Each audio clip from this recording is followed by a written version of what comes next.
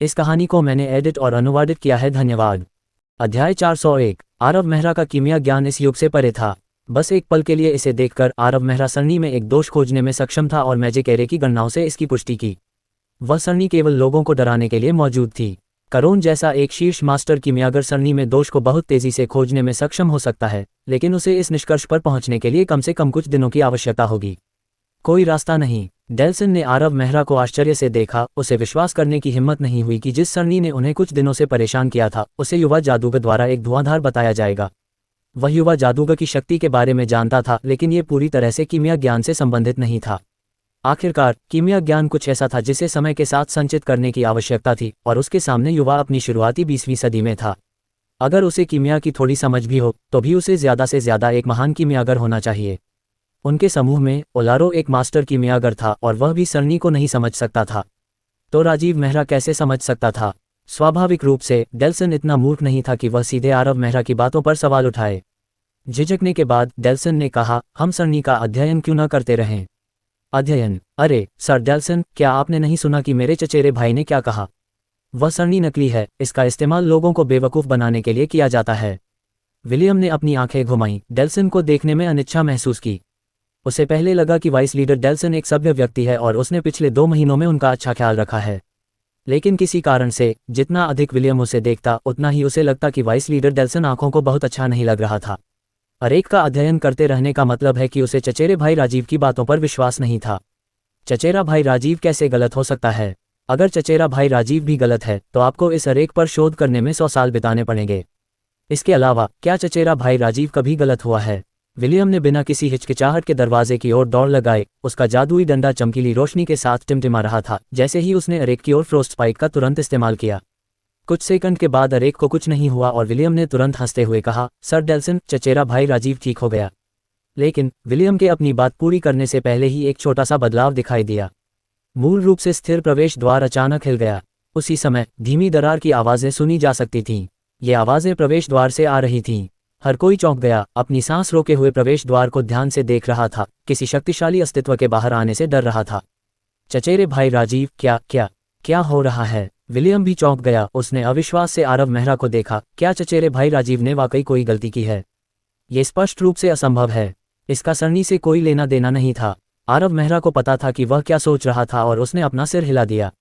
जैसे ही उसने बोलना समाप्त किया, कसकर बंद प्रवेश द्वार बड़ी ताकत से खोला गया। वे सभी दरवाजे के दूसरी तरफ क्या था इसे देखते रहे। वहां 10 रास्ते थे, लेकिन सबसे महत्वपूर्ण हिस्सा दरवाजे के दूसरी तरफ से आने वाली कठपुतलियों का समूह था। कुल 10 कठपुतलियां, सभी बैटलमेज मॉडल। वे सभी प्लेट कवच पहने हुए थे और एक भाला पकड़े हुए थे, लेकिन इन कठपुतलियों की शक्ति असमान थी।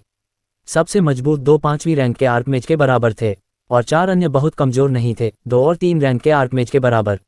शेष कुछ के लिए उनकी शक्ति आर्कमेज दायरे से नीचे थी। 10 कठपुतलियों को उन तक पहुंचने और हमला करने में एक पल लगा।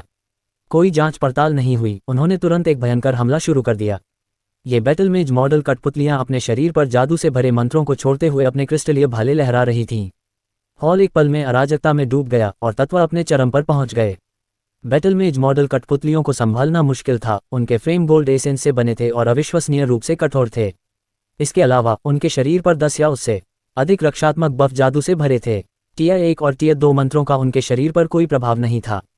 सोलन मोंची वर्तमान में कठपुतलियों में से एक से लड़ रहा था। ये वास्तव में 2 सबसे शक्तिशाली कठपुतलियों में से एक थी, जिसकी ताकत 5वीं रैंक के आर्कमेज के बराबर थी। वह इसके भयंकर शरीर, सटीक और शक्तिशाली भाले के हमलों का सामना कर रहा था, साथ ही एक के बाद एक दिखाई देने वाले मंत्र भी। ऐसी परिस्थितियों में सोलन अजीब तरह से आसानी से मंत्रों का जाप करने में सक्षम था। वह कुछ समय पहले ही 5वीं रैंक का आर्कमेज बन चुका था। लड़ाई की शुरुआत में सोलन संघर्ष कर रहा था क्योंकि वह अपनी शक्ति से अपरिचित था। भले ही वह पूरी ताकत लगा दे, लेकिन वह किसी कठपुतली को घायल नहीं कर सकता था। लेकिन जैसे जैसे लड़ाई जारी रही, उसकी शक्ति पर उसका नियंत्रण और भी परिष्कृत होता गया। 20 मिनट की लड़ाई के बाद सोलन ने बढ़त हासिल कर ली थी और एक के बाद एक शक्तिशाली मंत्र कठपुतली के शरीर पर फट गए। गड़गड़ाहट की आवाज़ें लगातार गूंज रही थीं। कठपुतली के सोने के सार के फ्रेम का एक बड़ा हिस्सा छाती के चारों ओर से क्षतिग्रस्त हो गया था और उसके शरीर के हर दूसरे हिस्से को कुछ नुकसान हुआ था। कुल मिलाकर सोलन मोंची के लबादे पर धूल का कोई निशान नहीं था। उसके घायल होने का कोई निशान नहीं था। ये कहना ही होगा कि सोलन मोंची में वास्तव में 5वीं रैंक के आर्कमेज की शक्ति थी। एक और उच्च स्तरीय मंत्र कठपुतली के शरीर पर सटीक रूप से फटा और उसके बाद कुछ सोने का सार टूट गया। कठपुतली का शरीर थोड़ा सुस्त था, लेकिन उसने जो भाला लहराया और सोलन की ओर जो मंत्रमुग्ध मंत्र डाले वे अभी भी उतने ही भयंकर थे। अधिक से अधिक 10 मिनट में सोलन अपनी लड़ाई खत्म करने में सक्षम हो जाएगा। सोलन ने इधर उधर देखने के लिए समय लिया और आरव मेहरा के स्थान की जांच की। उसने पाया कि दूसरी तरफ से लड़ रही कठपुतली अभी भी बरकरार थी, जिससे सोलन की आंखें टेढ़ी हो गईं। लड़ाई की शुरुआत में हर कोई जानता था कि उन्हें किस कठपुतली को संभालना चाहिए। सोलन और आरव मेहरा ने 2 सबसे शक्तिशाली को चुना, जबकि 3 भाड़े के समूहों के उच्च अधिकारियों डीन, डेल्सन, ओलारो और रॉल्फ ने अन्य 4 आर्कमेज रैंक कठपुतलियों से लड़ने का फैसला किया। शेष 4 के लिए उन्हें 3 मेहरा चचेरे भाई और शिवबन के बीच विभाजित किया गया था। क्या ये संयोग था कि 10 कठपुतलियां 10 लोगों का सामना करने के लिए बाहर आईं? कुछ बार आरव मेहरा की ओर देखने के बाद सोलन ने चुपके से अपना सिर हिला दिया। उसे अचानक आरव मेहरा के साथ सहयोग करने का पछतावा हुआ। आरव मेहरा उतना मजबूत नहीं लग रहा था जितना उसने कल्पना की थी। वह कठपुतली को भी नहीं संभाल सकता। उसने राजीव मेहरा को 4th रैंक के आर्कमेज के बराबर शक्ति का प्रदर्शन करते देखा, लेकिन बस इतना ही, वह खुद के बराबर नहीं था। सोलन ने इस जगह से जाने के बाद आरव मेहरा को मारने की योजना पहले ही बना ली थी। आरव मेहरा जो कठपुतली के घटकों को अलग करने पर ध्यान केंद्रित कर रहा था, स्वाभाविक रूप से सोलन की अजीब निगाहों पर ध्यान नहीं दिया था। बैटलमेज मॉडल कठपुतलियां बहुत मजबूत कठपुतलियां थीं। 5th रैंक के आर्कमेज के बराबर इस कठपुतली का सामना करने पर तुरंत मैना स्रोत या मैना सर्किट को नष्ट करना या अलग करना बेहद कठिन हो गया। ऐसा नहीं था कि वह बैटलमेज मॉडल कठपुतली की संरचना को नहीं समझता था, बल्कि उस कठपुतली के शरीर पर 4 या 5 हास्ट एन्चेंटमेंट थे जो इस कठपुतली को असाधारण रूप से तेज बनाते थे। यहाँ तक कि जब आरव मेहरा ने अपनी गति को अपनी सीमा तक बढ़ा दिया, तब भी अपनी विघटन गति के साथ मैना सर्किट को अलग करना बहुत कठिन था। इस प्रकार ये गतिरोध 20 मिनट तक चला। यदि वह उस कठपुतली पर अपनी शक्ति का उपयोग करता तो वह उसकी संरचना को नुकसान पहुंचाने से बच नहीं पाता। इस युग में बैटलमेज मॉडल कठपुतलियों को ढूंढना आसान नहीं था। इन 20 मिनटों में आरव मेहरा ने कई हिस्सों को नष्ट कर दिया जो उसके लिए बहुत उपयोगी थे। बोन प्लेन में उसे जो कठपुतली मिली थी वह पहले से ही बहाल हो चुकी थी और कमजोर नहीं थी। वह बोन प्लेन में बिना किसी बाधा के चल सकती थी। भागों को प्राप्त करने के बाद वह उनका उपयोग उस कठपुतली को उन्नत करने के लिए कर सकता था। आरव मेहरा को यकीन था कि उस कठपुतली की शक्ति एक नए स्तर पर पहुंच जाएगी। एक के बाद एक घटक को अलग करने के बाद मैना स्रोत की बाहरी परत जल्द ही प्रकट हो गई और कठपुतली की गति स्पष्ट रूप से कुछ गुना धीमी थी। आरव मेहरा ने खुद पर हस्त का जादू डाला और अपनी गति को अपनी सीमा तक बढ़ाया और फिर तुरंत कठपुतली के पीछे पहुंच गया। उसने धीरे से अपना हाथ हिलाया और कठपुतली वहीं जड़वत गतिहीन रही। फिर कठपुतली घटकों के ढेर में ढह गई। सोलन की लड़ाई भी अपने अंत पर पहुंच गई। एक हाई स्पेल कठपुतली पर फटा और उसे उड़ा दिया। वह खड़ी हो गई, लेकिन जो उसका इंतजार कर रहा था वह मंत्रों की बाढ़ थी। लेकिन सोलन ने भी आरव मेहरा की लड़ाई के अंत को देखा। वह आरव मेहरा को ऐसे देख रहा था जैसे वह कोई राक्षस हो। आरव मेहरा नीचे झुका और एक खास चीज निकाली। ये कठपुतली का सबसे उपयोगी हिस्सा था, यांत्रिक प्रणाली जो कठपुतली की लड़ाई का समर्थन करती थी। इसे कठपुतली का मूल भी कहा जा सकता है। उसने इस यांत्रिक प्रणाली का उपयोग बोन प्लेन की कठपुतली को फिर से तैयार करने के लिए करने का इरादा किया। यदि कोई अप्रत्याशित घटना नहीं घटी तो पुनर्रूपण के बाद उसके पास एक आज्ञाकारी स्तर 30 की कठपुतली होगी। जिस गति से वह सोलफायर इकट्ठा करता था वह 4 से 5 गुना बढ़ जाती थी। आरव मेहरा और सोलन ने अपनी लड़ाई खत्म करने के बाद दूसरों की मदद करने के लिए गए और जल्दी से इस लड़ाई को खत्म कर दिया। फिर सभी की नज़र उन रास्तों पर पड़ी। उनके चेहरों पर संदिग्ध भाव थे। अजीब, बहुत अजीब। ये निश्चित रूप से एक संयोग नहीं है। भाड़े के समूहों की तरफ 4 लोग हैं, मेहरा परिवार की तरफ और एक बीस्टमैन की तरफ 5 लोग हैं। जब सोलन को ऊपर से जोड़ दिया जाता है तो हमारे पास बस 10 लोग होते हैं। 10 लोग, 10 कठपुतलियां, 10 रास्ते। यह आरव मेहरा ने रास्तों को कसकर देखा लेकिन कुछ नहीं कहा। उसे पहले एक अजीब सा एहसास हुआ, जैसे किसी रहस्यमयी शक्ति या अस्तित्व ने उन्हें खोज लिया हो और सब कुछ व्यवस्थित कर दिया हो। लेकिन यह बहुत अकल्पनीय था। अध्याय 402। कौन सी शक्ति या कौन जादुई टॉवर को नियंत्रित कर सकता है? ये जगह बहुत अजीब है। अगर आप सावधान नहीं रहे तो आप खतरे में पड़ सकते हैं। मैं समूह में रहने की सलाह देता हूँ, सोलन ने गहरी आवाज में कहा। यह कहने के बाद उसने आरव मेहरा की ओर देखा, उसके जवाब का इंतजार करते हुए। सर सोलन, आप सही कह रहे हैं, लेकिन 10 रास्ते हैं। अगर सभी एक साथ एक रास्ता तलाशते हैं तो हमें असली रास्ता मिलने में कितना समय लगेगा? आरव मेहरा ने धीरे से कहा। विभाजन करो और जीतो। आरव मेहरा के बोलने के बाद सोलन को छोड़कर सभी ने सिर हिलाया। हालांकि सोलन का सुझाव सुरक्षित था। अगर वे एक एक करके हर रास्ते की खोज करते तो उन्हें असली रास्ता कब मिलता? उनके पास 10 लोग थे और 10 रास्ते थे। सोलन के चेहरे पर एक गंभीर भाव था, लेकिन उसने कुछ और नहीं कहा। तो चलो, जैसा कि हाईमेज मेहरा ने सुझाया है, चलो अलग हो जाते हैं। डेल्सन ने भारी भाव से सिर हिलाया, फिर अपनी जेब से 10 बैंगनी क्रिस्टल निकाले। उसने सबको एक दिया और कहा, अगर तुम्हें रास्ता मिल जाए तो अपने हाथ में मौजूद क्रिस्टल का इस्तेमाल करके सबको खबर बताना। Whispering crystal. आरव मेहरा को पता था कि यह क्रिस्टल वर्कशॉप द्वारा निर्मित एक उच्च श्रेणी की उन्नत वस्तु थी।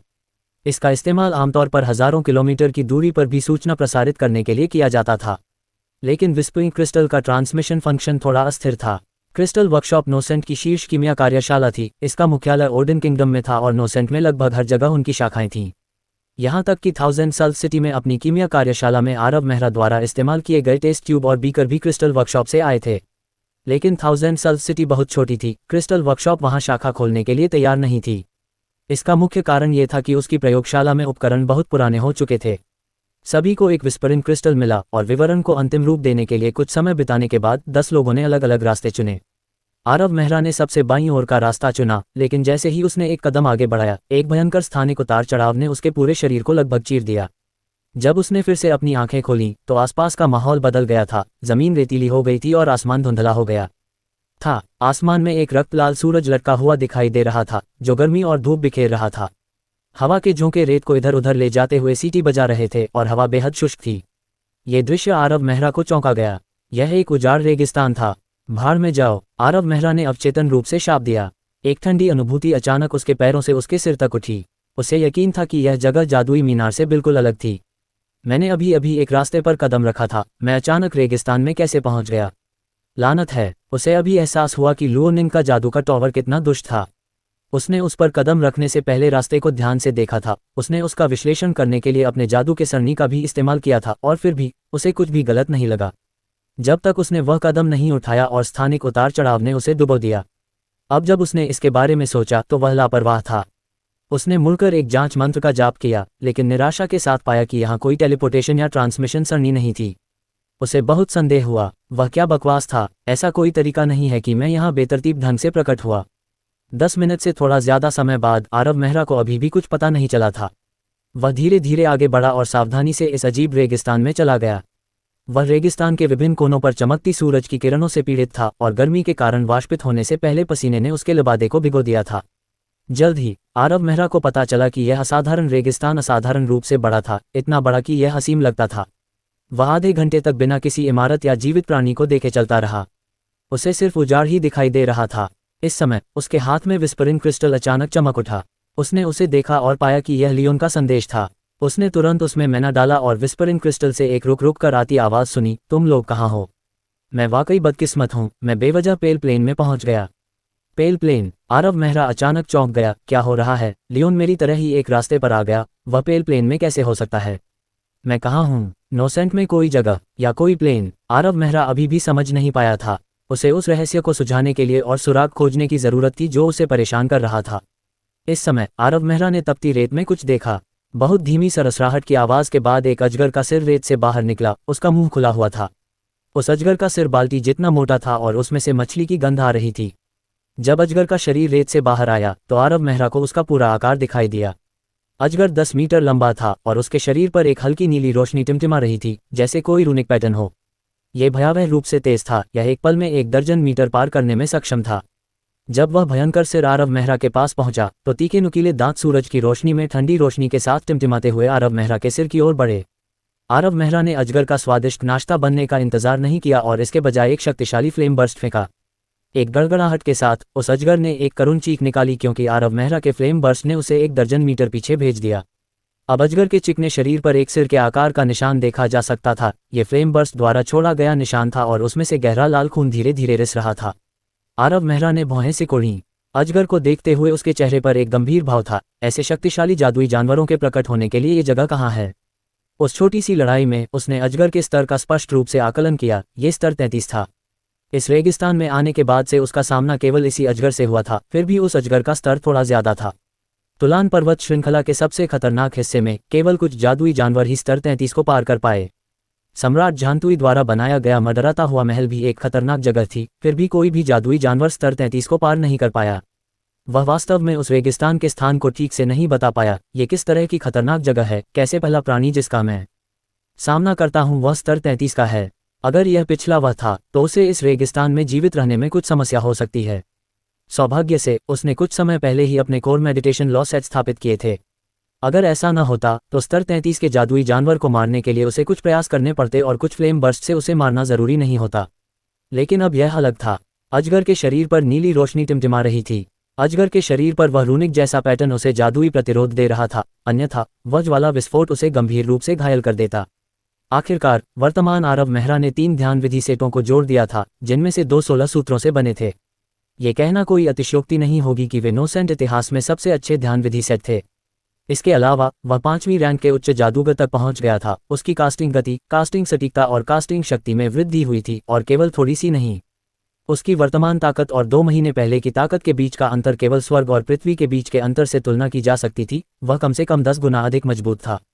अजगर ने अपनी जीभ बाहर निकाली तो एक भूतिया सिलहुट चमक उठा। एक मछली की गंध चारों ओर फैल गई क्योंकि आरव मेहरा पर टिकी क्रूर आंखों में रोशनी टिमटिमा रही थी। बहुत तेज गति से ये तुरंत आरव मेहरा के पास पहुंचा और भयंकर हमला किया। आरव मेहरा अविचलित रहा। उसने धीरे से अपने जादू के डंडे को हिलाया और एक और फ्लेम बर्स्ट डाला, जो एक बार फिर अजगर पर फटा। उसके बाद एक और दयनीय चीख निकली। लेकिन आरव मेहरा ने इस बार रुकने की योजना नहीं बनाई। उसका जादू का डंडा लगातार टिमटिमाता रहा और फ्लेम बर्स्ट फटते रहे। तीसरा, चौथा, पांचवां। आरव मेहरा 5वां फ्लेम बर्स्ट डालने के बाद रुक गया क्योंकि लेवल 33 का अजगर पहले ही अपनी सीमा तक पहुंच चुका था। उसका पूरा शरीर जलने के निशानों से ढका हुआ था। रेत पर गिरते समय उसने कोई आवाज नहीं की। ये लेवल 33 का अजगर मरने से पहले केवल 5 फ्लेम बर्स्ट ही झेल पाया। अजगर की मौत की पुष्टि करने के बाद आरव मेहरा सावधानी से आगे बढ़ा। उसका इरादा स्पिरिट मैना क्रिस्टल लेने का था, लेकिन इस तपती रेत पर चलने से उसे बेचैनी महसूस हुई। जैसे ही वह मैना क्रिस्टल लेने वाला था, रेतीली जमीन हिल गई। भूमिगत कुछ है। आरव मेहरा अचानक चौंक गया और उसने तुरंत खुद पर हेस्ट का इस्तेमाल किया और पूरी गति से भागने लगा। वह इस रेगिस्तान में आने के बाद से ही सतर्क था। उसका मैजिक एरे हमेशा घूमता रहता था, फिर भी उसके नीचे कुछ दिखाई दिया और वह उसे महसूस नहीं कर सका। ये थोड़ा डरावना था। जब ब्लैक टॉवर का प्रतिनिधि और विंड एलिमेंट का मास्टर वीस विंड एलिमेंटल अवतार के साथ छिपा हुआ था, तब भी आरव मेहरा मैजिक एरे के साथ उसे खोजने में कामयाब रहा, और वह तब था जब वह अभी भी द्वितीय श्रेणी का उच्च जादूगर था। वह अब 10 गुना अधिक शक्तिशाली था, फिर भी मैजिक एरे इस भूमिगत जीवन रूप को महसूस नहीं कर पाया था। गड़गड़ाहट। एक जोरदार आवाज गूंजी जब एक जादुई जानवर जिसका सिर कुछ मीटर लंबा था, वहां से निकला जहां आरव मेहरा अभी अभी गया था। जमीन के नीचे से निकला सिर पूरे अजगर को निगल गया। उसके बाद 2 गहरे लाल रंग की आंखें आरव मेहरा को घूरने लगीं, जो वहां से कुछ ही दूर था। रेत का जानवर। ये वास्तव में रेत का जानवर है। ये कैसे हो सकता है? आरव मेहरा लगभग पागल हो गया। वह अविश्वास से उस जादुई जानवर को देख रहा था। ये पहली बार था जब आरव मेहरा इस युग में आने के बाद से अपना आपा खो बैठा था। अध्याय 403। आरव मेहरा ने इसे सैंड बीस्ट की शक्ति के कारण नहीं खोया, बल्कि इसलिए कि सैंड बीस्ट इस युग का नहीं था। उसके पूरे शरीर में ठंडक फैल गई। ठंडा पसीना उसके लबादे को भिगो रहा था और उसके माथे से टपक रहा था। हो कैसे? ये कैसे हो सकता है? इस युग में सैंड बीस्ट का अस्तित्व नहीं होना चाहिए। आखिरकार मैजिक एरा के अंत में नोसेंट में एक के बाद एक सैंड बीस्ट दिखाई दिए। एक बार जब मैना समाप्त हो रही थी तो नोसेंट धीरे धीरे अपने अंत की ओर बढ़ रहा था। अनगिनत शक्तिशाली देवतुल्य जादूगर एक के बाद एक गिर गए। अनगिनत जादुई जानवर विलुप्त हो गए। पूरे नोसेंट में अधिकांश क्षेत्र रेगिस्तान में बदल गए थे, और उस समय सैंड बीस्ट जादुई जानवरों की एक छोटी संख्या में से एक थे। वे रेगिस्तान के नीचे रहते थे और विशेष रूप से मनुष्यों पर हमला करते थे। आरव मेहरा ने उस समय सैंड बीस्ट की शक्ति सीखी थी। कभी कभी वह वातावरण से थोड़ा और मैना निकालने के लिए तपते रेगिस्तान में कई दिन बिताता था, बिना रुके ध्यान करता था। कठपुतली के हिस्सों को अलग करने के लिए वह रेगिस्तान में 10 दिन से लेकर आधे महीने तक घूमता रहता था, और रेत के जानवर निस्संदेह रेगिस्तान का सबसे बड़ा खतरा थे। उसके जैसे सतर्क व्यक्ति ने भी कई बार रेत के जानवरों के मुंह से बाल बाल बचकर भागा था। अब रेत के जानवर को एक बार फिर देखकर वे सारी यादें उसके दिमाग में तैर गईं। वह उनसे छुटकारा नहीं पा सका, क्योंकि रेत के जानवरों ने जादू के युग के अंत में अनगिनत जादूगरों की जान ले ली थी। उस युग के किसी व्यक्ति के लिए रेत के जानवर मृत्यु का प्रतिनिधित्व करते थे। हवा का एक झोंका सीटी बजाता हुआ गुजरा, और अचानक वह रेत का जानवर आरव मेहरा की ओर दौड़ा। उस समय रेत के जानवर नोसेंट में जीवित रहने में सक्षम थे क्योंकि वे अपने भयंकर शरीर पर निर्भर थे। वे जादू का उपयोग नहीं कर सकते थे और उन्हें मैना को अवशोषित करने की आवश्यकता नहीं थी। वे तब तक जीवित रह सकते थे जब तक उन्हें मांस से पोषण मिलता रहे। जब नेदर स्टॉर्म आया तब भी वे बचे रहे, भूमिगत छिपे रहे। आरव मेहरा को अब समझ में आया कि वह सैंड बीस्ट को क्यों नहीं पहचान पाया था। चूंकि सैंड बीस्ट अपना पूरा जीवन रेगिस्तान में छिपकर बिताते हैं, इसलिए उनकी आभा रेगिस्तान जैसी ही होती है। और सैंड बीस्ट अपने भयंकर शरीर पर निर्भर थे, उनमें जरा भी मान नहीं था, इसलिए कोई आश्चर्य नहीं कि मैजिक एरे को कुछ भी महसूस नहीं हुआ। सैंड बीस्ट हवा के झोंके की तरह आरव मेहरा पर झपटा। इस समय आरव मेहरा ने अपना संयम बनाए रखा। उसने अपना हाथ उठाया और अपने सामने एक मान शील्ड रखी। उसी समय उसने तुरंत 3 फ्रॉस्ट स्पाइक्स डाले जो एक ठंडी आभा के साथ सैंड बीस्ट की ओर उड़े। लेकिन केवल 3 क्लिंग ध्वनियां गूंजी क्योंकि 3 फ्रॉस्ट स्पाइक्स ने सैंड बीस्ट को खरोंच तक नहीं दी। दरअसल आरव मेहरा को सैंड बीस्ट्स के खिलाफ सीधे टकराव में बहुत कम युद्ध का अनुभव था, क्योंकि उस दौर में नोसेंट का मैना खत्म हो चुका था और जादूगरों के पास बहुत कम मैना था। वे जीवित रहने के लिए इसका इस्तेमाल करते थे और कोई भी मैना का इस्तेमाल करने को तैयार नहीं था जब तक कि वह किसी महत्वपूर्ण मोड़ पर न हो। लेकिन आरव मेहरा सैंड बीस्ट्स की विशेषताओं को स्पष्ट रूप से समझते थे। शक्तिशाली शरीर, जादू की कोई समझ नहीं, यह इतना सरल था। 3 फ्रॉस्ट स्पाइक्स केवल जांच करने वाले हमले थे। वह सैंड बीस्ट लगभग 35 स्तर का था, लेकिन रेगिस्तान में वह पानी में मछली की तरह था। वहां उसकी शक्ति 36 स्तर के करीब थी और वह लेसर फ्लेम ओवरलॉर्ड के समान थी जिससे वे पहले मिले थे। पिछले आरव मेहरा के लिए उस स्तर के सैंड बीस्ट को संभालना मुश्किल हो सकता था। रंबल, एक फ्लेम बर्स्ट डाला गया। आरव मेहरा की ताकत को केवल तभी भयावह माना जा सकता था जब वह पूरी ताकत से आगे बढ़ता। कुछ फ्लेम बर्स्ट सैंड बीस्ट को आग के समुद्र में डुबाने के लिए पर्याप्त थे। फ्लेम बर्स्ट की ताकत ने आरव मेहरा को कभी निराश नहीं किया। अपने शक्तिशाली शरीर के साथ सैंड बीस्ट भी केवल 2 दहाड़ ही लगा पाया, क्योंकि एक भयावह घाव से खून टपक रहा था और तुरंत वाष्पित होने से पहले रेगिस्तान में गिर रहा था। लेविटेशन पर भरोसा करके आरव मेहरा हवा में मंडरा सकता था। पहल को खोना नहीं चाहते थे। आरव मेहरा ने बेतहाशा अपना मन खर्च करना शुरू कर दिया क्योंकि सैंड बीस्ट पर एक के बाद एक फ्लेम बर्स्ट डाले जा रहे थे। 20 सेकंड के कुछ ही समय बाद सैंड बीस्ट पर 100 से ज्यादा फ्लेम बर्स्ट बारिश की तरह बरस पड़े। जब से उसकी ताकत बहुत बढ़ गई है, तब से यह उसका पहला मौका था जब उसने पूरी ताकत से हमला किया। इससे पहले कास्टिंग की यह गति उसकी पहुंच से बाहर थी। 20 सेकंड में 100 फ्लेम बर्स्ट की बारिश वाकई भयानक थी। प्रत्येक ज्वाला विस्फोट के साथ एक भयंकर विस्फोट हुआ जिससे उस रेतीले जानवर का मांस फट गया। वह दहाड़ता रहा लेकिन कुछ नहीं कर सका। उसे इतना नुकसान हुआ कि वह भागने के लिए रेत में वापस भागने की क्षमता भी खो बैठा। रेत के जानवरों की जीवन शक्ति बहुत मजबूत थी, जादुई जानवरों में सबसे ऊपर। बहुत गंभीर चोटों से पीड़ित होने पर भी वे मरते नहीं थे और थोड़े आराम के बाद ठीक हो सकते थे। स्वाभाविक रूप से जादुई युग के अंत के दौरान मनुष्यों द्वारा बहुत कम रेत के जानवरों को मारा गया था। अंतिम ज्वाला विस्फोट के बाद उस दृढ़ निश्चयी रेत के जानवर ने एक अनिच्छुक दहाड़ लगाए। वे 2 गहरे लाल रंग की आंखें पूरी तरह से मंद हो गईं। एक गड़गड़ाहट के साथ रेत का जानवर भारी रूप से जमीन पर गिर गया जिससे चारों ओर रेत का एक बादल फैल गया। रेत के जानवर की मृत्यु के बाद आरव मेहरा ने उसकी ओर देखा तक नहीं। वह वहीं खड़ा होकर अपने स्थान के बारे में सोच रहा था। रेगिस्तान में रेत के जानवर, सांवला आसमान, खून से लाल सूरज, साथ ही वह बेहोश शून्य तूफान आभा। वास्तव में जब से वह इस रेगिस्तान में आया है, आरव मेहरा को लगा कि यह जगह जादुई युग के अंत की उसकी यादों से बहुत मिलती जुलती है। ये लगभग एक आदर्श प्रति थी और सैंड बीस्ट के प्रकट होने से पहले वह इस भावना की पुष्टि नहीं कर पाया था। अब ऐसा लग रहा था कि यहाँ सब कुछ उसकी यादों पर आधारित एक भ्रम था। ये मैजिक एरा के अंत की उसकी अपनी यादों पर आधारित एक अनुकरण था। इसके लिए एकमात्र स्पष्टीकरण ये था कि यह एक भ्रम था और सब कुछ नकली था।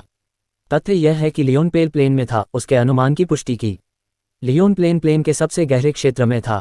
आरव मेहरा ने एक मंत्र का जाप किया, ट्रू साइट का जाप किया, जो सभी झूठ और भ्रमों को देखने के लिए जाना जाने वाला तीसरा टिया मंत्र है।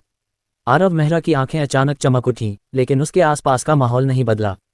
सांवला आसमान, लाल सूरज, अंतहीन रेगिस्तान और तपती रेत, सब कुछ वैसा ही रहा।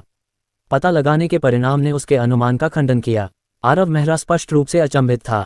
उसने अपने दिल में सदमे को दबा लिया और इस निष्कर्ष पर पहुंचा कि जिस व्यक्ति ने यह व्यवस्था की थी वह बहुत ही प्रतिभाशाली था। उसने एक ऐसी जगह की व्यवस्था की थी जो वास्तविक दुनिया से अलग थी, लेकिन जिसे सच्ची दृष्टि से नहीं देखा जा सकता था। हेज सिटी, हाँ, अभी भी हेज सिटी होनी चाहिए। हेज सिटी जादूगरों द्वारा बनाया गया एक शहर था। जब उन्हें एहसास हुआ कि जादू युग के अंत के दौरान धीरे धीरे मैना समाप्त हो रही थी। जब तक मैं हेज सिटी को ढूंढ सकता हूँ, मैं पुष्टि कर सकता हूँ कि यह एक भ्रम है और वास्तविक दुनिया नहीं है। आरव मेहरा ने हेज सिटी के रास्ते पर चलने के लिए एक मार्गदर्शक मंत्र का जाप किया और पूरे रास्ते गर्म रेत पर चला। 10 दिनों की पैदल यात्रा के दौरान आरव मेहरा को कई जादुई जानवरों का सामना करना पड़ा, जिसमें शक्तिशाली रेत के जानवरों की कमी नहीं थी। उनसे निपटने के बाद वह आखिरकार हेज सिटी पहुंच गया। हेज सिटी बिल्कुल वैसी ही थी जैसी उसे याद थी। हालांकि यह शानदार लग रहा था, लेकिन इतना बड़ा शहर उजाड़ था। जीवन का कोई निशान नहीं था। हेज सिटी को एक बार फिर देखकर आरव मेहरा को एक बूढ़े की तरह याद आ गई। आखिरकार वह कभी 20 साल तक वहां रहा था। उसने देखा था कि कैसे कई जादूगरों को एक एक करके पर्यावरण के कारण नर्वस ब्रेकडाउन हुआ और वे हेज सिटी छोड़कर चले गए, कभी वापस नहीं आए। आरव मेहरा ने बहुत सारी भावनाओं को महसूस करते हुए आह भरी। वह भारी कदमों से हेज सिटी में दाखिल हुआ। वह यहाँ की हर चीज से अच्छी तरह वाकिफ था और सभी इमारतों को देख रहा था। वह उस मौत की खामोश सड़क पर बेतरतीब ढंग से घूमता रहा। जब भी उसे कुछ याद आता तो उसका मन उस समय में लौट जाता जब दुनिया हिलती और अंधेरी हो जाती, जब इमारतें ढह जाती, जब लोग अभी भी जिंदा रहने के लिए संघर्ष कर रहे होते। इस भ्रम में आरव मेहरा के अलावा कोई नहीं था। आरव मेहरा ही इस उजाड़ शहर में अकेला चल रहा था। थोड़ी देर चलने के बाद आरव मेहरा अचानक रुक गया और ऊपर देखा तो उसे ही इसकी सबसे बड़ी इमारत दिखाई दी। नोसेंट की सभ्यता का क्रिस्टलीकरण, शेल्टर टॉवर। शेल्टर टॉवर का निर्माण जादू के युग के चरम पर किया गया था। नोसेंट की चरम शक्तियां एकत्रित हुई थीं और अनगिनत कीमियागरों ने भाग लिया, जिनमें कई संत कीमियागर और कई कारीगर और मास्टर कीमियागर शामिल थे। इस अभूतपूर्व संरचना को बनाने में उन्हें कई 100 साल लगे। सबसे चौंकाने वाली बात यह थी कि शेल्टर टॉवर का खाका जादू के युग के चरम से कहीं आगे निकल गया था। यहाँ तक कि वे संत कीमियागर भी आश्चर्य में केवल ये कह सकते थे कि खाका कितना उत्कृष्ट था। इसे केवल एक उत्कृष्ट कृति के रूप में वर्णित किया जा सकता है। और निर्माण में भाग लेने वाले तलवार संतों में से एक ने क्षयग्रस्त पुस्तकालय में एक नोट छोड़ा। इसमें कहा गया था कि इस टॉवर के निर्माण में भाग लेना उनके पूरे जीवन में अब तक का सबसे गर्व का काम था। लेकिन शेल्टर टॉवर के निर्माण की अध्यक्षता करने वाले व्यक्ति का उल्लेख करने वाले कोई प्रासंगिक रिकॉर्ड नहीं थे। ऐसा लगा जैसे वह व्यक्ति नोसेंट में कभी दिखाई ही नहीं दिया, जैसे उसके अस्तित्व का कोई निशान ही नहीं दिखाई देता। लेकिन ऐसा एक व्यक्ति था। किसी ने शेल्टर टॉवर का खाका निकाला था और शेल्टर टॉवर के पूरे निर्माण की देखरेख की थी, लेकिन उसके बाद किसी ने उसका जिक्र नहीं किया। आरव मेहरा ने अपने सामने विशाल इमारत को देखा। ये जादू के युग के चरम के बाद पीछे छोड़ दिया गया था और कुछ सहस्राब्दियों तक नोसेंट की रक्षा करता रहा, क्योंकि नोसेंट का मान समाप्त हो रहा था और दुनिया अपने अंत का सामना कर रही थी। ये तब तक विलंबित करने में कामयाब रहा जब तक कि मान की आखिरी किरण समाप्त नहीं हो गई और पूरी दुनिया अंधेरे में डूब गई। शेल्टर टॉवर साधारण लग रहा था, लेकिन इसमें सबसे उन्नत सरणियां उकेरी गई थीं। भले ही आरव मेहरा ट्रू स्पिरिट सरणियों को तोड़ सकता था, लेकिन वह इन सरणियों के माध्यम से नहीं देख सकता था। शेल्टर टॉवर का निर्माण जिन जादुई सामग्रियों से किया गया था, वे नोसेंट के इतिहास की सबसे कीमती सामग्री थीं। 30,000 साल पहले भी अंतहीन संसाधनों के युग में उन जादुई सामग्रियों को खोजना बहुत मुश्किल था। शेल्टर टॉवर के उद्भव ने चरम जादू युग की जादुई सामग्रियों को पूरी तरह से समाप्त कर दिया। अध्याय 404। आरव मेहरा शेल्टर टॉवर में दाखिल हुए और उन्होंने पाया कि सर्पिल सीढ़ी बेदाग थी। उन्होंने सीढ़ियों का अनुसरण किया और शेल्टर टॉवर की शीर्ष मंजिल पर पहुंचने से पहले आधे घंटे से अधिक समय तक चले। जादू के युग के अंत के दौरान उन्होंने शेल्टर टॉवर में कभी भी प्रवेश नहीं किया। उस युग के दौरान मौत के दरवाजे पर संघर्ष कर रहे जादूगरों का मानना था कि शेल्टर टॉवर में प्रवेश करना ईशनिंदा है और इसकी अनुमति नहीं है। शीर्ष मंजिल पर पहुंचने के बाद आरव मेहरा ने पाया कि यह जगह खाली नहीं थी, बल्कि एक कसकर बंद कमरा था। वह आगे बढ़े और धीरे से दरवाजे को धक्का दिया। दरवाजा बंद नहीं था और धीरे से खुला, जिससे आरव मेहरा को पता चला कि दूसरी तरफ क्या है। यह एक बहुत बड़ा कमरा था और अंदर जाने के बाद आरव मेहरा ने चौंका देने वाली बात यह देखी कि एक बेदाग सफ़ेद दीवार पर छोटे छोटे सरणियां खुदी हुई थीं। ये बिल्कुल एक जादुई जहाज के नियंत्रण कक्ष जैसा लग रहा था। यून कई जादुई जहाज़ों के संपर्क में नहीं आया था, क्योंकि नोसेंट के मान के समाप्त हो जाने पर उन्हें छोड़ दिया गया था। मान के समर्थन के बिना जादुई जहाज कबाड़ के ढेर से ज्यादा कुछ नहीं थे। आरव मेहरा ने उनका सिर्फ थोड़ा अध्ययन किया। इस प्रकार वह इस कमरे को एक जादुई जहाज के नियंत्रण कक्ष से जोड़ने में सक्षम था। वह दीवार पर चला गया और सरणी बनाने वाले अनगिनत रूनों का अध्ययन किया। इस सरणी में इस्तेमाल की गई तकनीकें उसकी समझ से कहीं ज्यादा थीं। ये नोसेंट की पूरी जादुई सभ्यता की समझ से कहीं ज्यादा थी। लेकिन ज्यादातर सरणियां मंद थीं, जिसका मतलब था कि उन्हें मान की आपूर्ति नहीं की गई थी। केवल एक सरणी काम कर रही थी। आरव मेहरा ने पास जाकर इसकी जांच की। हालांकि वह इन गहन सरणियों को नहीं देख सकता था, फिर भी वह देख सकता था कि सरणी के इस हिस्से ने नोसेंट को प्रभावित करने वाले शेल्टर टॉवर में भूमिका निभाई थी।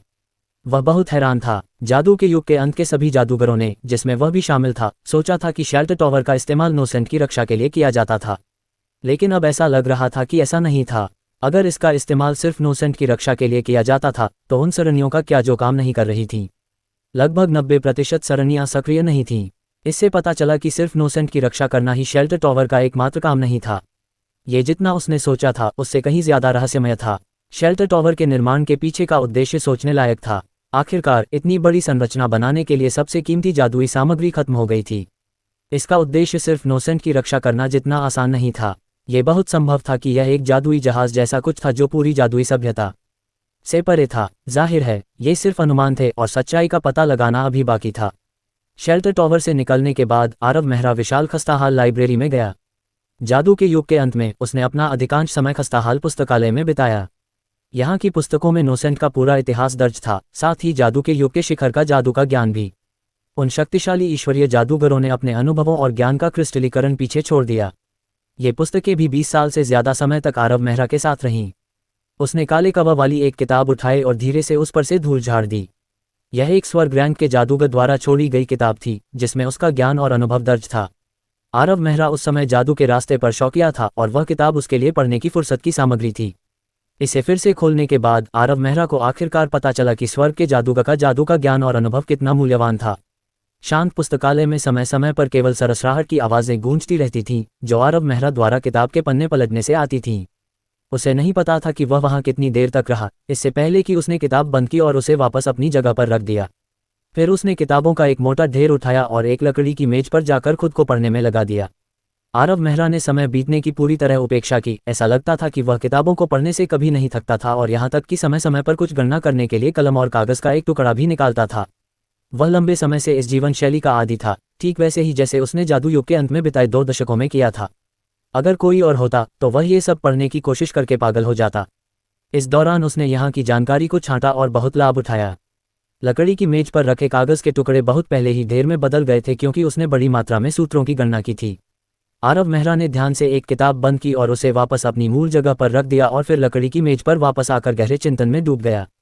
उसे परेशान करने वाली कई कठिन समस्याएं हल हो गई थीं और जादू की उसकी समझ कुछ कदम आगे बढ़ गई थी।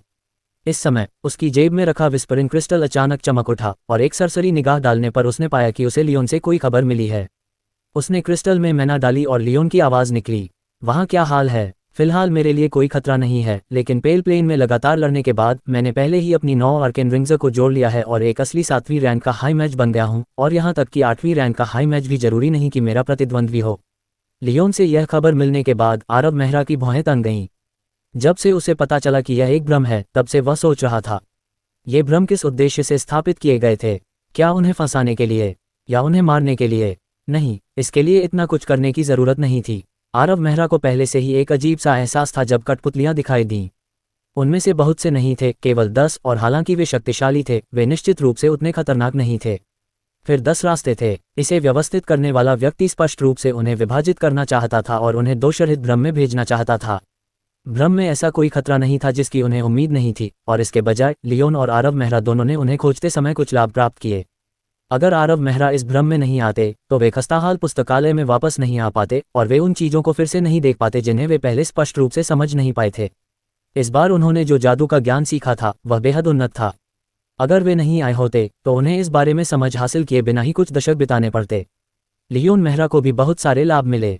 आखिरकार आर्केन रिंग बॉगास किंग से मिली एक जादुई विरासत थी और एक बेहतरीन मैजिक कंडक्टिंग रून थी। 9 मैजिक कंडक्टिंग रून को जोड़ना कुछ ऐसा नहीं था जो कम समय में किया जा सकता था। फिर भी लियोन इतने कम समय के लिए पेल प्लेन में थे और अप्रत्याशित रूप से उन्हें जोड़ दिया। ये निस्संदेह एक शॉर्टकट था जिसने उन्हें कम से कम 1 या 2 साल बचाए। इस बारे में सोचते हुए आरव मेहरा के दिमाग में एक बेतुका विचार आया, ये भ्रम हमें अपनी ताकत बढ़ाने में मदद नहीं करनी चाहिए, है न? उसने अपना सिर हिलाया। वह केवल इतनी जानकारी के साथ निश्चित नहीं हो सकता था। उसने विस्परिंग क्रिस्टल को छुआ और विलियम, रॉस और ज़्यूबन को पुकारते हुए उसमें कुछ मैना डाला। ऐसा करने के बाद उसने सावधानी से विस्परिंग क्रिस्टल को टेबल पर रख दिया और इंतजार करने लगा। ये कहा जा सकता है कि विस्परिंग क्रिस्टल नोसेंट में सबसे उन्नत संचार उपकरण थे। वे हजारों किलोमीटर दूर से जानकारी प्राप्त कर सकते थे, लेकिन स्थिरता बहुत खराब थी। थोड़ी देर इंतजार करने के बाद विस्परिंग क्रिस्टल बैंगनी रोशनी के साथ चमक उठा। आरव मेहरा ने इसे उठाया और देखा कि यह रॉस था जो उससे संपर्क कर रहा था। चचेरे भाई राजीव, ये बहुत अकल्पनीय है। तुम्हें पता है मेरे साथ क्या अजीब बात हो रही है?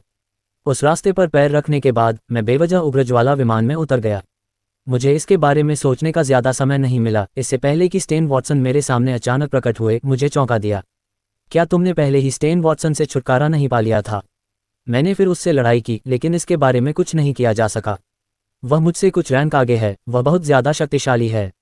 मुझे हराने में उसे ज्यादा समय नहीं लगा। लेकिन अजीब बात यह है कि हारने के बाद मैं वास्तव में वापस गया और स्टेन वॉटसन से फिर से मुठभेड़ के दृश्य का अनुभव किया। हर बार जब मैं हार जाता हूं तो मैं फिर से वहां प्रकट होता हूं, बार बार गिरता हूं। सौभाग्य से मैं हमेशा हर लड़ाई के बीच कुछ नई समझ हासिल करता हूं, जिससे मेरी शक्ति बहुत बढ़ जाती है। मैं पहले से ही 7वीं रैंक का हाई मैच हूं। ओह, मेरे पास और बात करने का समय नहीं है। वह कमीना स्टेन वॉटसन फिर से वहां है। रॉस का प्रसारण अचानक बंद हो गया। आरव मेहरा थोड़ा हैरान था। हालांकि वह पहले से ही जानता था कि रॉस भी भ्रम में था, लेकिन उसने निश्चित रूप से इस तरह के परिणाम की उम्मीद नहीं की थी। हर बार जब वह असफल होता तो वह फिर से शुरू करता। यह अजीब था। आरव मेहरा को स्पष्ट रूप से याद था कि भ्रम में प्रवेश करने से पहले रॉस 5वीं रैंक का हाई मैच था। ये लंबा समय नहीं था, फिर भी वह अब पहले से ही 7वीं रैंक का हाई मैच था। इस तरह की प्रगति को केवल छलांग और सीमा से आगे बढ़ने के रूप में वर्णित किया जा सकता है। आरव मेहरा ने अपना गाल खुजलाया। ऐसा लग रहा था कि उसका अनुमान सही था। इस भ्रम में कोई खतरा नहीं था। ये वास्तव में लोगों को अपनी शक्ति बढ़ाने में मदद कर रहा था। एकमात्र बात यह थी, वे भ्रम को कैसे छोड़ सकते थे। थोड़ी देर प्रतीक्षा करने के बाद उसे विलियम और शियुबन से कोई समाचार नहीं मिला।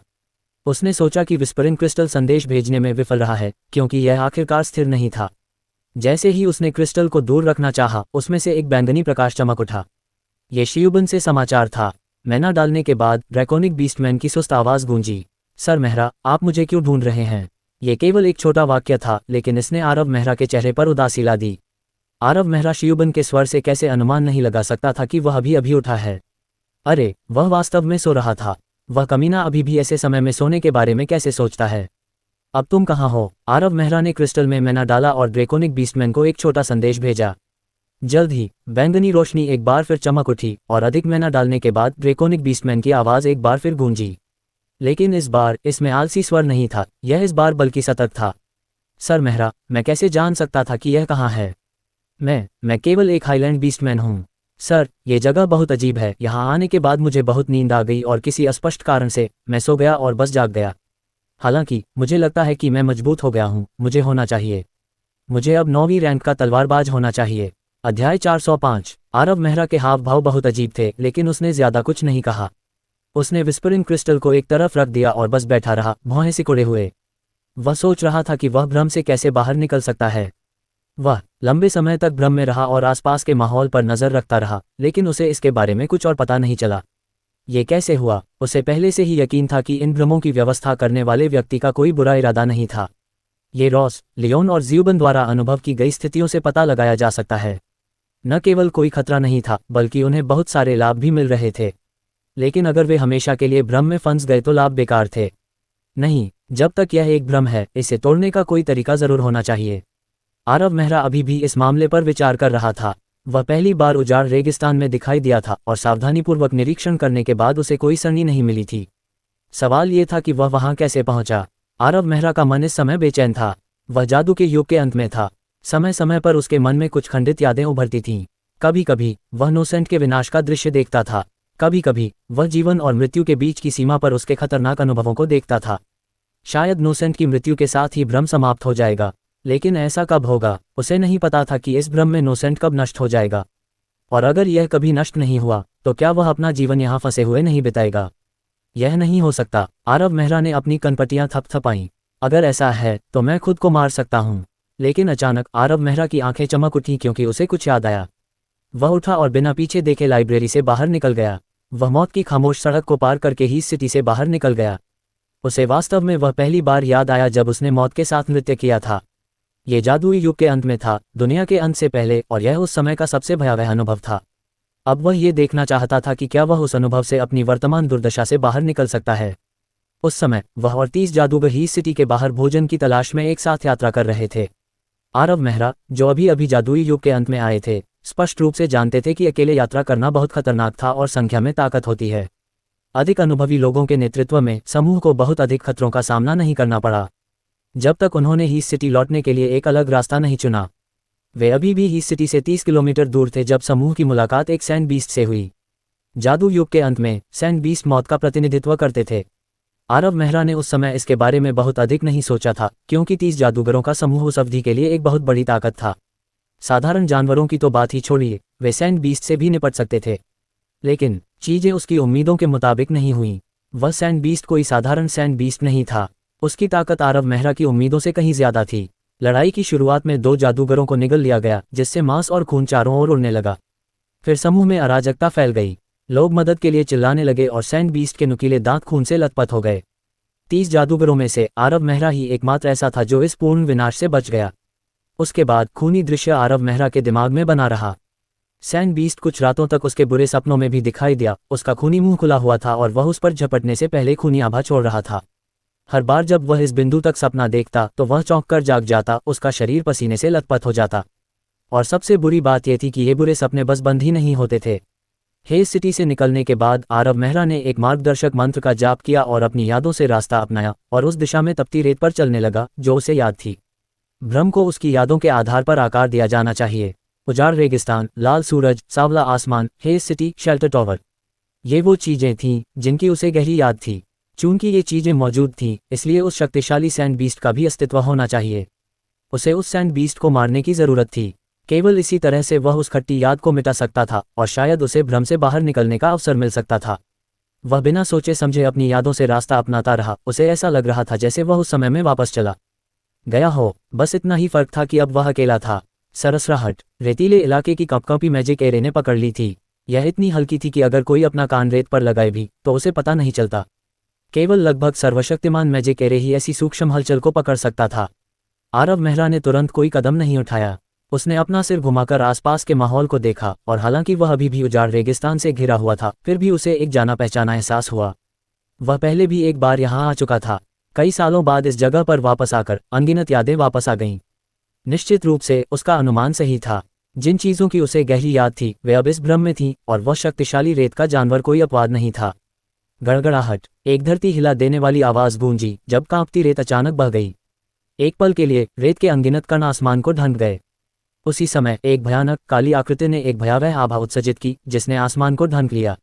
एक भयावह राक्षस आरव मेहरा के सामने प्रकट हुआ और उसकी यादों की तरह वह बहुत विशाल था। उसका शरीर ऐसा लग रहा था जैसे कि वह कवच की परत से बना हो। उसके नुकीले दांत बहुत तीखे थे और उसकी दो गहरी लाल रंग की पुतली उसे घूर रही थी।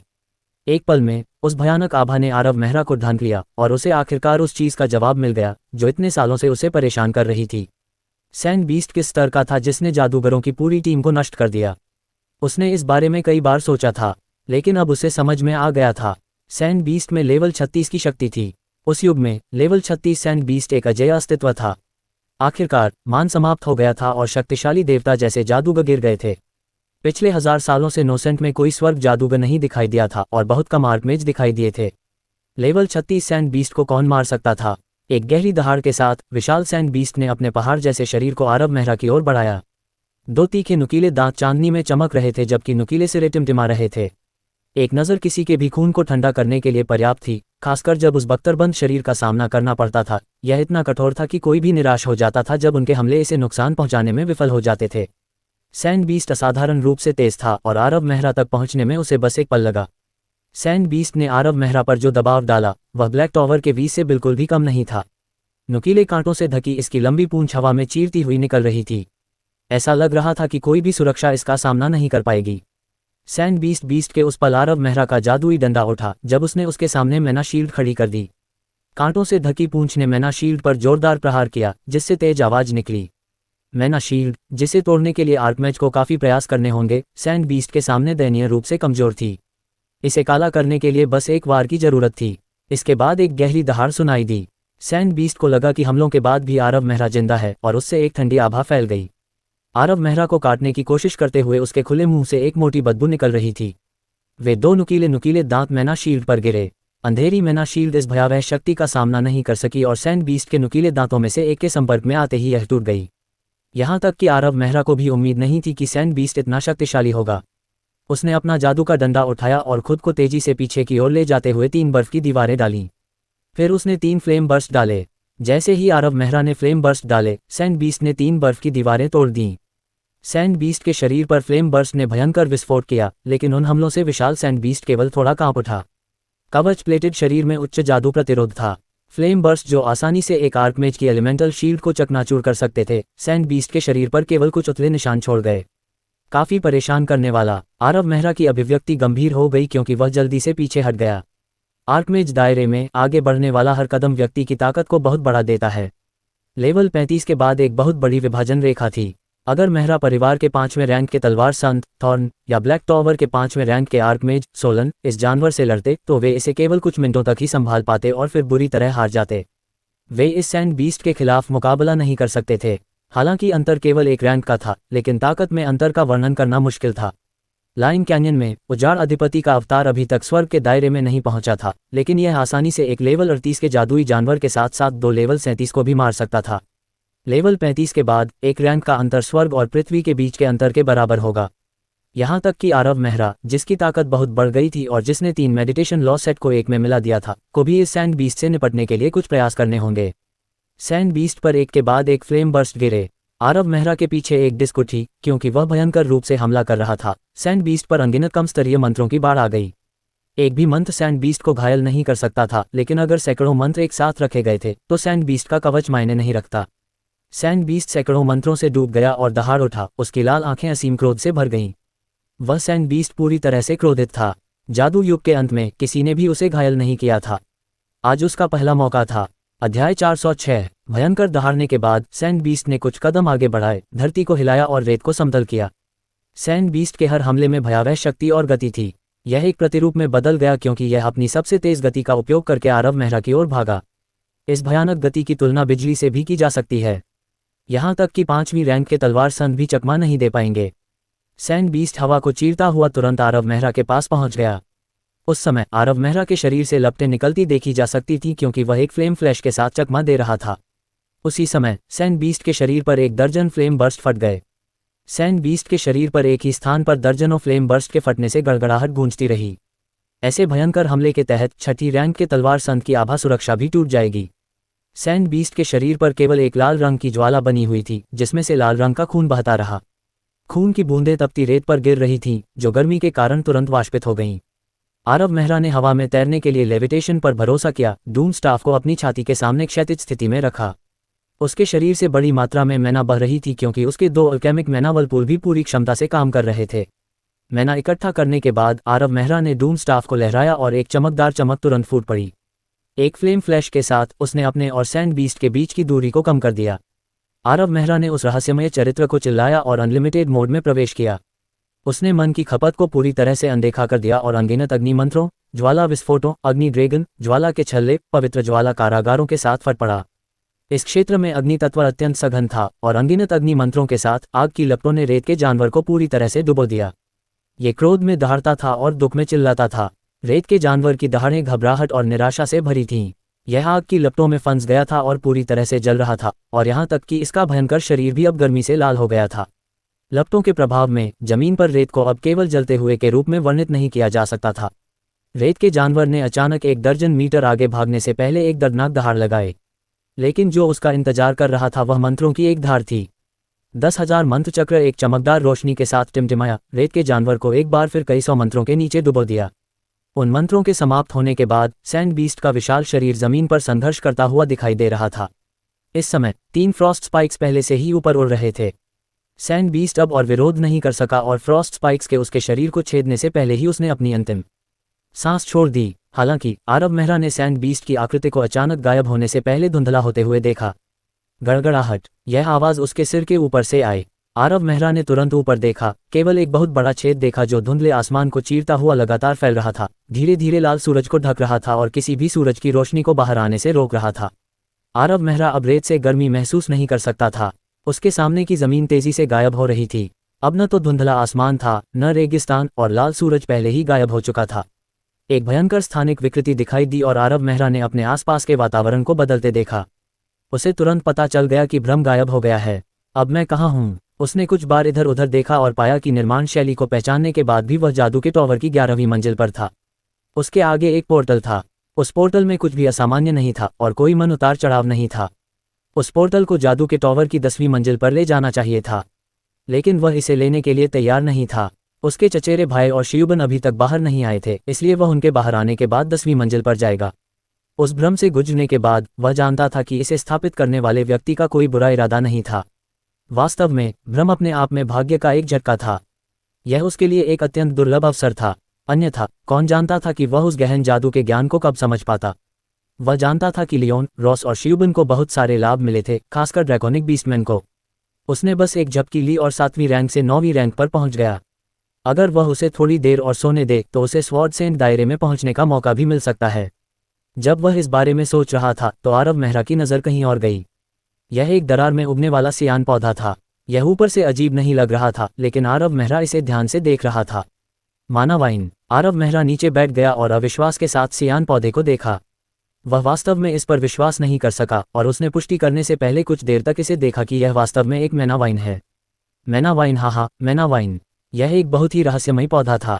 विलुप्त होने से पहले लगभग हर जादूगर इसे पालना चाहता था, क्योंकि मैना वाइन शून्य से मैना को अपने आप अवशोषित कर सकती थी।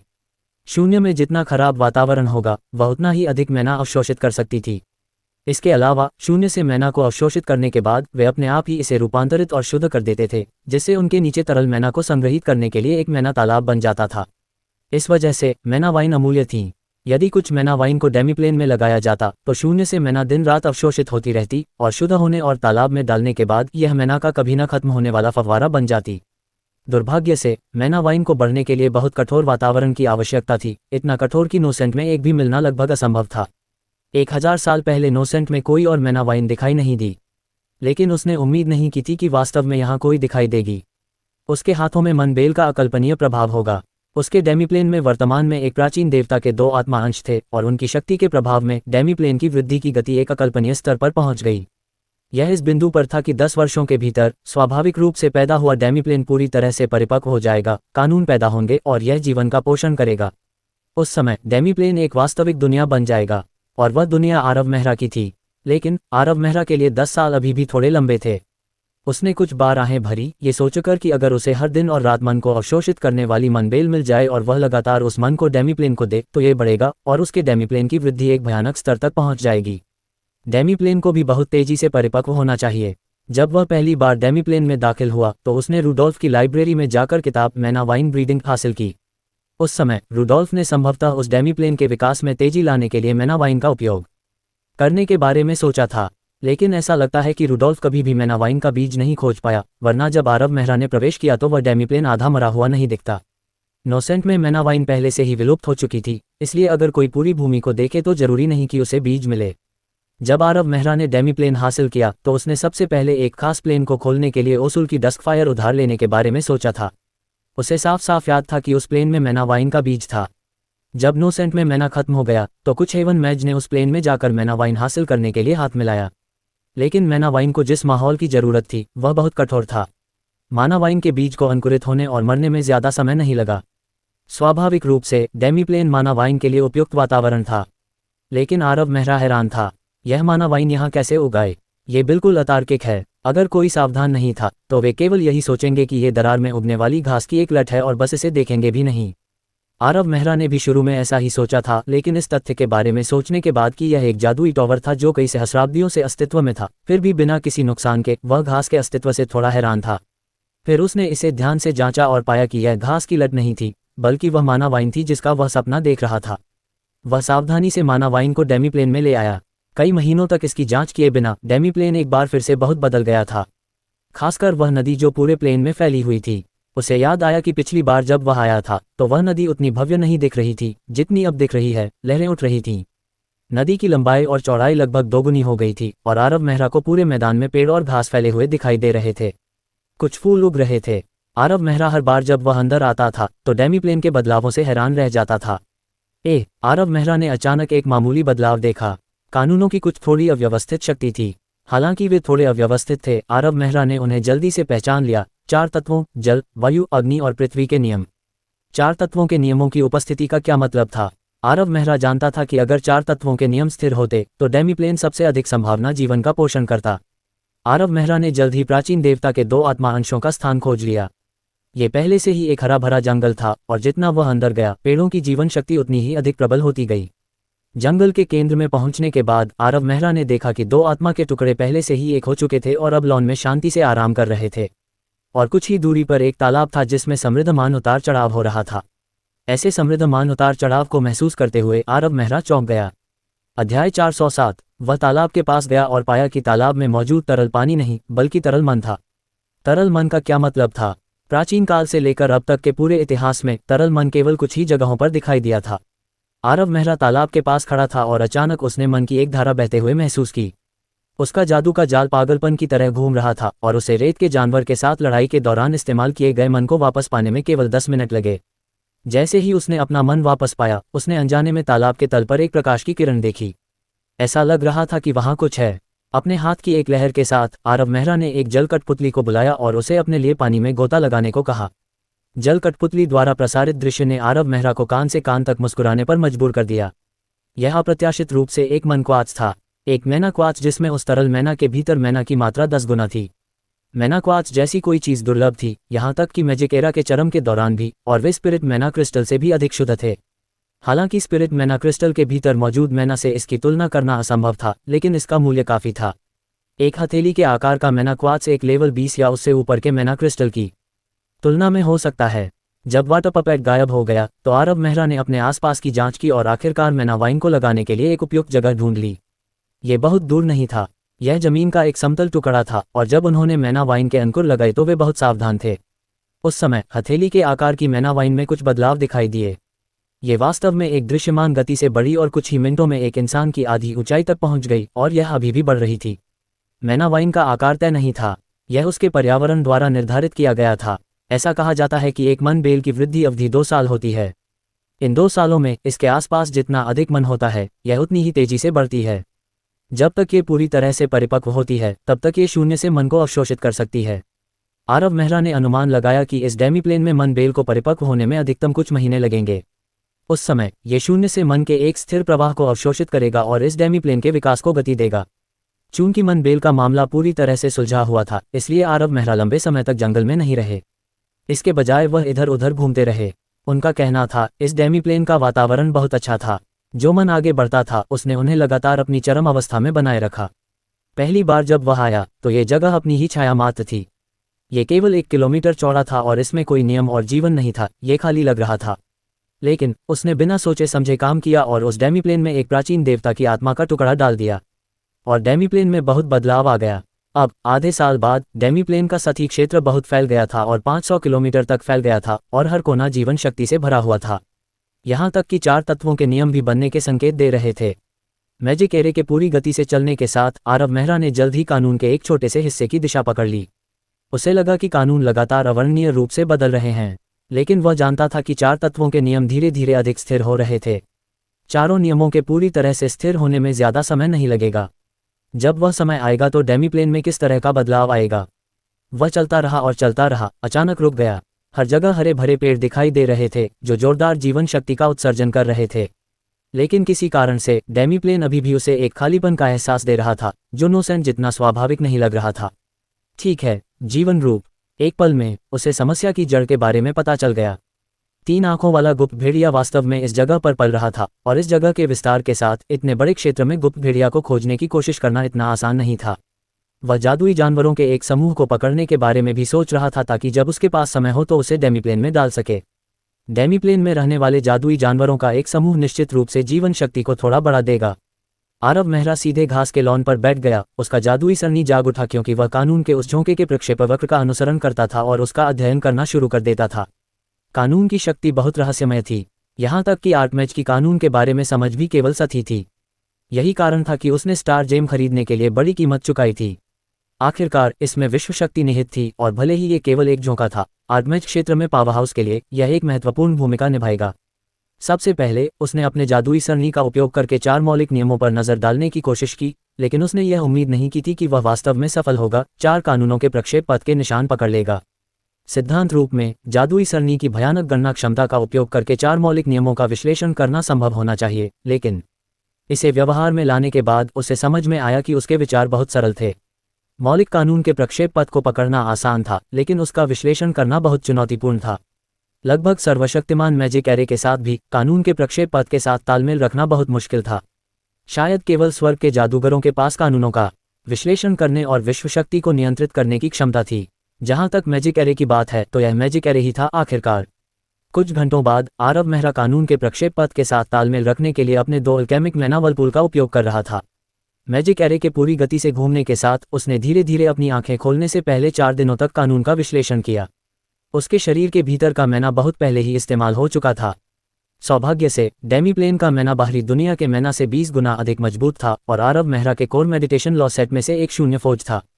अपना मैना पुनः प्राप्त करने के बाद आरव मेहरा डेमीप्लेन से निकल गया और एक बार फिर मैजिक टॉवर में वापस आ गया। बाहर आने के बाद आरव मेहरा अपना सिर हिलाने से खुद को रोक नहीं पाया। 4 दिन हो चुके थे, फिर भी बाकी लोग अपने भ्रम से बाहर नहीं आ पाए थे। आरव मेहरा अपने अनुभव के कारण कमोबेश भ्रम को तोड़ना जानता था। प्रत्येक भ्रम का अपना मूल था। उसका अपना भ्रम थोड़ा खास था क्योंकि यह मैजिक युग का अंत था, लेकिन रॉस के मामले में स्टेन वॉटसन को हराना उस जगह से निकलने की कुंजी होनी चाहिए। जब वह इस बारे में सोच रहा था तो वहां से कुछ ही दूरी पर एक परिचित मैना उतार चढ़ाव दिखाई दिया। आरव मेहरा ने मुड़कर देखा और कहीं से सोलन मूंछ की सिलहुट दिखाई दी। उस समय सोलन मूंछ ने आरव मेहरा को देखा और पहले तो उसे संदेह हुआ, फिर उसका चेहरा शांत हो गया। फिर वह आरव मेहरा के पास गया और पूछा, बाकी लोग? वे अभी तक बाहर नहीं आए हैं। आरव मेहरा ने भौहें सिकुड़ी और 10,000 मंत्र चक्र में मन डाला, जिससे उसकी जादुई सरनी चरम पर पहुंच गई। लगातार सोलन का सामना करते समय उसके पास खुद को बचाने के अलावा कोई विकल्प नहीं था। तो हम केवल प्रतीक्षा कर सकते हैं। सोलन ने सिर हिलाया और आरव मेहरा के पास रुक गया, जो केवल 2 मीटर दूर था। वास्तव में जब उसने आरव मेहरा को वहां देखा तो वह चौंक गया था। उसने वास्तव में उम्मीद नहीं की थी कि राजीव मेहरा उससे पहले भ्रम से बाहर आ जाएगा। जब उसने उस रास्ते पर कदम रखा था तो उसके आसपास की हर चीज बदल गई थी और वह डार्क एज्योर प्लेन में पहुंच गया था। वह पहले डार्क एज्योर प्लेन में कम से कम 20 साल रह चुका था, इसलिए वह वहां के माहौल से बहुत परिचित था। जब वह दिखाई दिया तो उसे पता था कि वह कहाँ है। वह वास्तव में ये पहचानने के बाद चौंक गया कि वह कहाँ है। चाहे वह रास्ता कितना भी अजीब क्यों न हो, वह उसे दूसरे प्लेन में जाने नहीं दे सकता था, है न? उसे जल्द ही एक खामी नजर आई। पीछे हटते समय उसे ब्लैक टॉवर की प्लेन लीजन नहीं मिली और चाहे उसने कितनी भी बार उनसे संपर्क किया, उसे कोई जवाब नहीं मिला। तब उसे संदेह हुआ कि यह एक भ्रम था, लेकिन जांच करने के लिए ट्रू साइट का उपयोग करने के बाद उसे कुछ भी गलत नहीं मिला। फिर उसने इधर उधर लक्ष्यहीन होकर देखना शुरू किया और आधे महीने के बाद ही उसे एक डार्क एज्योर ड्रैगन सोता हुआ मिला। अगर यह वास्तविक दुनिया होती तो वह सो रहे डार्क एज्योर ड्रैगन को परेशान करने की हिम्मत नहीं करता। उसने अपने शिक्षक को ये कहते हुए सुना था कि डार्क एज्योर ड्रैगन कई सहस्राब्दियों से सो रहा है और अगर वह जाग गया तो ब्लैक टॉवर के पास डार्क एज्योर प्लेन को छोड़ने के अलावा कोई विकल्प नहीं होगा। उस समय वह काफी उत्सुक था। ये केवल एक ड्रैगन की जागृति थी, इसलिए वह ब्लैक टॉवर जैसी शक्ति के साथ क्या कर सकता था। तब उसके शिक्षक ने उसे बताया, डार्क एज्योर ड्रैगन एक ऐसा अस्तित्व था जो स्वर्ग रैंक से आगे निकल गया था। हालांकि वह उस समय केवल एक उच्च जादूगर था, फिर भी वह समझता था कि इसका क्या मतलब है। इस तरह के अस्तित्व में सर्वनाशकारी शक्ति थी और यह प्राचीन देवताओं के साथ कदम से कदम मिलाकर चल सकता था। डार्क एज्योर ड्रैगन की खोह एक निषिद्ध स्थान थी जहां कोई भी प्रवेश करने की हिम्मत नहीं करता था। ये जानने के बाद कि यह एक भ्रम था, सोलन ने तुरंत डार्क एज्योर ड्रैगन को याद किया और सोचा कि यह इस भ्रम को तोड़ने की कुंजी हो सकती है। और उसने सही अनुमान लगाया। जब डार्क एज्योर ड्रैगन जागा तो एक अविश्वसनीय शक्ति फूट पड़ी और उसे दबा दिया। वह अपनी हरकतों को तब तक दोहराता रहा जब तक कि वह गलती से कुछ ड्रैगन ब्रीथ इकट्ठा करने में कामयाब नहीं हो गया और भ्रम गायब हो गया। फिर वह मैजिक टॉवर में आरव मेहरा से मिला। उसने शुरू में सोचा था कि उसने बहुत जल्दी भ्रम को तोड़ दिया है, लेकिन राजीव मेहरा उससे तेज था। जब उसने बाहर आने के बाद आरव मेहरा को देखा तो उसे अचानक असहज महसूस हुआ। वास्तव में आरव मेहरा के लिए उसकी नफरत बहुत पहले ही उस बिंदु पर पहुंच गई थी जहां वह निश्चित रूप से उससे तब तक लड़ेगा जब तक कि उनमें से केवल एक ही बचा रहे। वह सिर्फ 2 वजहों से सहयोग कर रहा था। पहला ये कि यह जगह वाकई खतरनाक थी और भले ही वह पहले से ही 5वीं रैंक का हाई मैच बन चुका था, लेकिन वह सहज नहीं था। वह इस जगह से सुरक्षित निकल पाएगा या नहीं, यह अज्ञात था। इस तरह की स्थिति में अस्थायी रूप से अपनी नफरत को पीछे छोड़कर आरव मेहरा के साथ सहयोग करने से सकारात्मक परिणाम मिलने की सबसे अच्छी संभावना होगी। दूसरा कारण यह था कि वह आरव मेहरा की ताकत से डरता था। लाइन कैनियन में 2nd रैंक आर्कमेज सोलन को बिना जवाबी कार्रवाई किए ही हरा दिया गया था। वह लगभग मारा गया था और उस समय उसे पता चला कि आरव मेहरा के पास 2 ट्रू स्पिरिट मैजिक टूल्स थे। 5वीं रैंक आर्कमेज बनने के बाद भी वह आरव मेहरा की ताकत को ठीक से नहीं समझ पाया। कठपुतली के साथ वह लड़ाई उसकी शक्ति को परखने का सही मौका था, लेकिन अपनी उम्मीदों के विपरीत राजीव मेहरा ने कठपुतली से बिल्कुल भी लड़ाई नहीं की। उसने इसे नष्ट करने के लिए एक अजीब चाल का इस्तेमाल किया। इस प्रकार सोलन ने खुद को रोक लिया, एक अवसर की प्रतीक्षा में। डार्क एज्योर ड्रैगन ब्रीथ इकट्ठा करने और भ्रम को छोड़ने के बाद वह जानता था कि यह राजीव मेहरा को मारने का एक अवसर था। डार्क एज्योर ड्रैगन स्वर्ग रैंक से परे एक अस्तित्व था। भले ही ये केवल एक सोते हुए डार्क एज्योर ड्रैगन की सांस थी, लेकिन इसकी ताकत को कम नहीं आंका जा सकता था। यहाँ तक कि वह खुद 5वें रैंक के आर्कमेज के रूप में अपने सभी बचावों का उपयोग करने के बाद गंभीर रूप से घायल हो जाएगा। अगर यह एक आश्चर्यजनक हमला है, राजीव मेहरा तुरंत मर जाएगा। अध्याय 408। सोलन के होठों के कोने पर एक भयावह मुस्कान उभरी जब उसने अपना चेहरा सीधा करने से पहले इस बारे में सोचा। उसे यकीन था कि राजीव मेहरा के घर में एक प्लेनर पथ था जो एक बहुत उपजाऊ और रहस्यमय विमान की ओर जाता था। राजीव मेहरा जैसे 9वीं रैंक के जादू के प्रशिक्षु अपनी वर्तमान उपलब्धियों को कैसे प्राप्त कर सकते थे? ओह ठीक है, और वे 2 सच्चे आत्मा जादू के उपकरण निश्चित रूप से उस रहस्यमय विमान से आए थे। सोलन के पास राजीव मेहरा को मारने के अच्छे कारण थे। काउंसिल ऑफ 7 का प्रतिनिधि बनना तो दूर की बात है, स्वर्ग रैंक तक पहुंचना भी बहुत संभव था अगर वह उन 2 सच्चे आत्मा जादू के उपकरणों के साथ साथ उस रहस्यमय विमान को भी छीन सकता था। अचानक उसके शरीर से एक ड्रैगन की आभा निकली और उसने जो ड्रैगन ब्रीथ पकड़ी हुई थी वह आखिरकार निकल गई और पूरे हॉल को कवर कर लिया, लेकिन हमले का खामियाजा आरव मेहरा को उठाना पड़ा। सोलन और आरव मेहरा 2 मीटर की दूरी पर थे, कुछ ऐसा जो उसने योजना बनाई थी। उसने अनुमान लगाया कि राजीव इतनी कम दूरी से समय पर प्रतिक्रिया करने में सक्षम नहीं होना चाहिए। यहाँ तक कि एक अत्यंत भयंकर शरीर वाला तलवार संत भी इससे प्रभावित होने पर ठीक से नहीं बच सकता। और राजीव मेहरा केवल एक उच्च जादूगर था जो उसे हराने के लिए अपने 2 सच्चे आत्मा जादू उपकरणों पर निर्भर था। उसकी अपनी ताकत दयनीय थी। जिस क्षण उसने ड्रैगन ब्रीथ छोड़ा, सोलन को पता चल गया कि राजीव मेहरा फंस गया है और 1000 साल सिटी में राजीव मेहरा के पास जो कुछ भी था वह उसका होगा। इस समय उसने युवा जादूगर के काले लबादे को विस्फोट के नीचे फड़फड़ाते हुए देखा और जानता था कि मंत्रमुग्ध लबादा जल्द ही प्रतिरोध करने में विफल हो जाएगा और युवा जादूगर नोसेंट के चेहरे से गायब हो जाएगा। लेकिन फिर ये कैसे हो सकता है? अति उत्साह के कारण उसका चेहरा अचानक जम गया, मानो उसने कोई भूत देख लिया हो। अविश्वास से अपने सामने देखते हुए उसकी आंखें खुली हुई थीं। उसने अभी अभी देखा था कि ड्रैगन ब्रीथ राजीव तक पहुंच रहा है और युवा जादूगर बिना किसी रक्षात्मक मंत्र के स्थिर खड़ा है, जैसे कि उसने इस पर ध्यान ही न दिया हो। फिर भी जब ड्रैगन ब्रीथ युवा जादूगर पर हमला करने वाला था तो एक अविश्वसनीय दृश्य दिखाई दिया। युवा जादूगर धुंधला हो गया और गायब हो गया। फिर ड्रैगन ब्रीथ के गायब होने के बाद युवा जादूगर फिर से अपनी जगह पर दिखाई दिया। शिट, लानत है। सोलन वास्तव में पूछना चाहता था, राजीव मेहरा, क्या तुम किसी दानव के कब्जे में हो? ऐसा और कैसे हो सकता है? ये संभव ही नहीं होना चाहिए। उसे मारने की इच्छा थी। उसने उस युवा जादूगर को संभालने के लिए अपने पास मौजूद सबसे शक्तिशाली तरीके की योजना बनाई और उसका इस्तेमाल किया। फिर भी उसने उम्मीद नहीं की थी कि युवा जादूगर आसानी से इसे निपट लेगा। घायल होना तो दूर, उसका लबादा भी बेदाग था। लेकिन इस समय सोलन के सिर के ऊपर एक बड़ा काला हाथ दिखाई दिया और जोर से नीचे गिरा। ये 5वें स्तर का मंत्र था, अर्थ रेंडिंग हैंड। सोलन के पास प्रतिक्रिया करने का समय भी नहीं था जब वह बड़ा हाथ नीचे गिर गया और जमीन पर दब गया। एक पल में मौत की तरह पीला पड़ गया। उसके आधे रक्षात्मक जादू नष्ट हो गए थे और अगर वे जादू नहीं होते तो वह मर सकता था। सर सोलन, ये शर्मनाक है। आपने अनुबंधों का सम्मान करने के जादूगरों के अलिखित नियम के खिलाफ काम किया। हमारा सहयोग यहीं समाप्त होता है। आरव मेहरा के चेहरे पर एक उदास भाव था जो मारने के अपने इरादे को बिल्कुल भी नहीं छिपा रहा था। अपने डूम स्टाफ की एक लहर के साथ 3 धधकते फ्लेम बर्स्ट तुरंत प्रकट हुए जो सोलन की ओर उड़ते हुए अपने पीछे लंबी ज्वलंत पगडंडियां खींचते हुए चले गए। वह पहले से ही खुद को तैयार कर चुका था। जादू के टॉवर की 11वीं मंजिल पर उसे परिस्थितियों के कारण सोलन के साथ इस अजीब सहकारी समझौते में मजबूर होना पड़ा था। अगर दूसरे पक्ष के पास 5वें रैंक के आर्कमेज की ताकत और मूल्य नहीं होता तो वह पहले ही मारा जा चुका होता। अगर यह सिर्फ एक गंदी चाल होती तो आरव मेहरा शायद इसे बर्दाश्त कर सकता था, लेकिन अभी जो हुआ वह स्पष्ट रूप से उसकी सहनशक्ति से परे था। वास्तव में जब सोलन भ्रम से बाहर आया और उसके पास आया तब आरव मेहरा पहले से ही ध्यान दे रहा था। उसका जादू पूरी क्षमता से काम कर रहा था, सोलन की हर हरकत पर नजर रख रहा था। जब वह शक्तिशाली ड्रैगन ब्रीथ दिखाई दिया तो जादू की सरनी ने तुरंत उसका विश्लेषण किया और उसे ड्रैगन ब्रीथ के रूप में वर्गीकृत किया जो स्वर्ग रैंक से बेहतर ड्रैगन का हमला था। स्वर्ग रैंक से बेहतर? आरव मेहरा तुरंत चौंक गया। स्वर्ग रैंक से बेहतर अस्तित्व को हल्के में नहीं लिया जा सकता। ऐसा प्राणी उसे उंगली उठाकर नष्ट कर सकता था, लेकिन सोलन के पास स्वर्ग रैंक से बेहतर शक्ति कैसे हो सकती है? एक पल में आरव मेहरा को भ्रम याद आ गया। ठीक है, ये निश्चित रूप से भ्रम था। भ्रम में प्रवेश करने वालों को कुछ लाभ मिला और सोलन के शरीर पर मान का उतार चढ़ाव अभी भी 5वें रैंक के आर्कमेज दायरे में था जो भ्रम में प्रवेश करने से पहले से अलग नहीं था। ऐसा लग रहा था कि भ्रम से उसे जो लाभ मिला वह उसकी और दूसरों की तरह शक्ति में वृद्धि नहीं थी, बल्कि उसने कुछ प्राप्त किया था। उसे तब ही समझ में आया जब सोलन ने उस ड्रैगन ब्रीथ को छोड़ा। सोलन ने भ्रम में उस ड्रैगन ब्रीथ को प्राप्त किया और उस ड्रैगन ब्रीथ का मालिक एक ड्रैगन था जो स्वर्ग रैंक से आगे निकल गया था। उसकी सांस कितनी भयावह थी, यहाँ तक कि एक आकस्मिक ड्रैगन ब्रीथ जैसे कि उसकी नींद के दौरान निकाली गई एक छोटी सी सांस एक आर्कमेज पावरहाउस को मारने के लिए पर्याप्त होगी। आखिरकार स्वर्ग रैंक से आगे निकलने वाले अस्तित्व में प्राचीन देवताओं के बराबर शक्ति थी। सोलन ने उसे उससे 2 मीटर दूर और पूरी तरह से बिना किसी चेतावनी के छोड़ दिया था।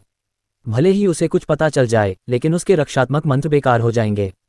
लेकिन सोलन ने स्पष्ट रूप से कभी उम्मीद नहीं की होगी कि आरव मेहरा के पास स्वाभाविक रूप से पैदा हुआ डेमीप्लेन था जिसमें 4 एलिमेंटल लॉस पैदा हुए थे। उन 4 दिनों में उसका मैजिक एरे पागलपन से घूम रहा था और 4 दिनों तक 4 एलिमेंटल लॉ का विश्लेषण करने के बाद उसने आखिरकार डेमीप्लेन से संपर्क स्थापित किया। उसके बाद ही वह वापस जाने के लिए डेमीप्लेन से बाहर निकला। जब ड्रैगन ब्रीथ फैल गया तो उसकी लुप्त होने की तकनीक कोई शैतानी तकनीक नहीं थी, बल्कि उस पल में डेमीप्लेन में छिपे आरव मेहरा थे। डेमीप्लेन से जुड़ने का एक लाभ यह था कि अब उसे डेमीप्लेन में प्रवेश करने के लिए बुक ऑफ डेथ और उन 7 पात्रों पर निर्भर रहने की आवश्यकता नहीं थी। अभी वह एक पल में विमान में प्रवेश कर गया। अगर यह पहले होता तो उसे डेमीप्लेन में प्रवेश करने के लिए कम से कम 30 सेकंड की आवश्यकता होती। संपर्क स्थापित करने से बहुत परेशानी से बचा जा सका, लेकिन इसकी कीमत बहुत अधिक थी। प्रवेश करने के लिए डेमीप्लेन के साथ अपने कनेक्शन पर निर्भर रहने से एल्केमिक मैना वर्लपूल में से एक में मौजूद लगभग सभी मैना का उपयोग हो गया और उसके लौटने के बाद वे दोनों खाली हो गए। ये भयानक खपत कुछ ऐसा था जो वह तब तक नहीं करता जब तक उसे इसकी आवश्यकता न हो। उस विशाल खपत के पीछे एक कारण था।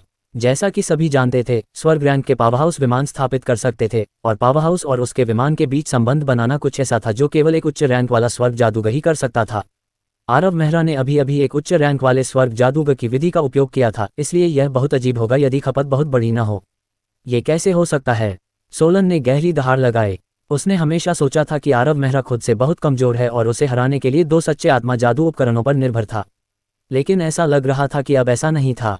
वह अर्थ रैंडिंग हैंड मुश्किल से एक बेहतर 5वें टियर स्पेल के रूप में गिना जा सकता था। शक्ति उन बेहतर मंत्रों के लिए अतुलनीय थी जिन्हें उसने 5वें रैंक के आर्कमेज के रूप में महारत हासिल की थी। और अगर वह अचानक पकड़ा भी जाता तो भी उसे अपने शरीर पर मौजूद सभी जादुओं के साथ एक उच्च जादूगर द्वारा घायल नहीं किया जाना चाहिए। लेकिन न केवल उस पृथ्वी विदारक हाथ ने उसे घायल कर दिया था, बल्कि इसने उसके आधे से अधिक रक्षात्मक जादुओं को भी नष्ट कर दिया था। ऐसा करने में सक्षम होना यह साबित करता है कि यह विरोधी किसी भी तरह से उससे कमजोर नहीं था, लेकिन वह सिर्फ एक उच्च जादूगर है। सोलन के पास इसके बारे में सोचने का समय नहीं था, क्योंकि वे 3 ज्वाला विस्फोट पहले से ही उस तक पहुंच रहे थे। उसने अपने हाथ में जादू की छड़ी लहराई और उसके सामने 7 बर्फ की दीवारें उठ खड़ी हुईं। उसने खुद को भी तेज किया और पीछे हटने के लिए अत्यधिक गति का उपयोग किया। जब वह पीछे हटा तो उसने एक कर्कश ध्वनि सुनी, क्योंकि उसकी 7 बर्फ की दीवारें उन ज्वाला विस्फोटों का विरोध करने में असमर्थ थीं और टुकड़ों में बिखर गईं। लड़ाई 10 मिनट तक चली। हर एक अग्नि मंत्र ने 5वें रैंक के आर्कमेज सोलन को बेहद अजीब स्थिति में डाल दिया। यह उसके जादूगर के लबादे की स्थिति से देखा जा सकता था। ये पहले से ही फटा हुआ था और उसकी छाती और पीठ पर जलने के निशान थे। अरे हाय मैज मेहरा, सोलन मोंची, क्या तुम क्या कर रहे हो? इस समय एक चौंका देने वाली चीख गूंजी। ये वाइस लीडर डेल्सन की थी। लड़ाई के दौरान किसी समय वह भी भ्रम से बाहर आ गया था और उसने आरव मेहरा और सोलन के बीच भयानक लड़ाई देखी थी। डेल्सन अचानक चिंतित हो गया। वे कैसे लड़ सकते हैं? क्या उन्हें सहयोग नहीं करना चाहिए था? डेल्सन को जल्द ही पता चल गया कि 5वीं रैंक के आर्कमेज सोलन इस लड़ाई में नुकसान में थे, क्योंकि उनका शरीर दयनीय स्थिति में था। इसके विपरीत आरव मेहरा शांति से जादू कर रहे थे। डेल्सन आसानी से देख सकता था कि सोलन को हारने और राजीव मेहरा द्वारा मारे जाने में ज्यादा समय नहीं लगेगा। हाय मैज मेहरा, कृपया अपना हाथ रोक लें। ये बहुत खतरनाक जगह है।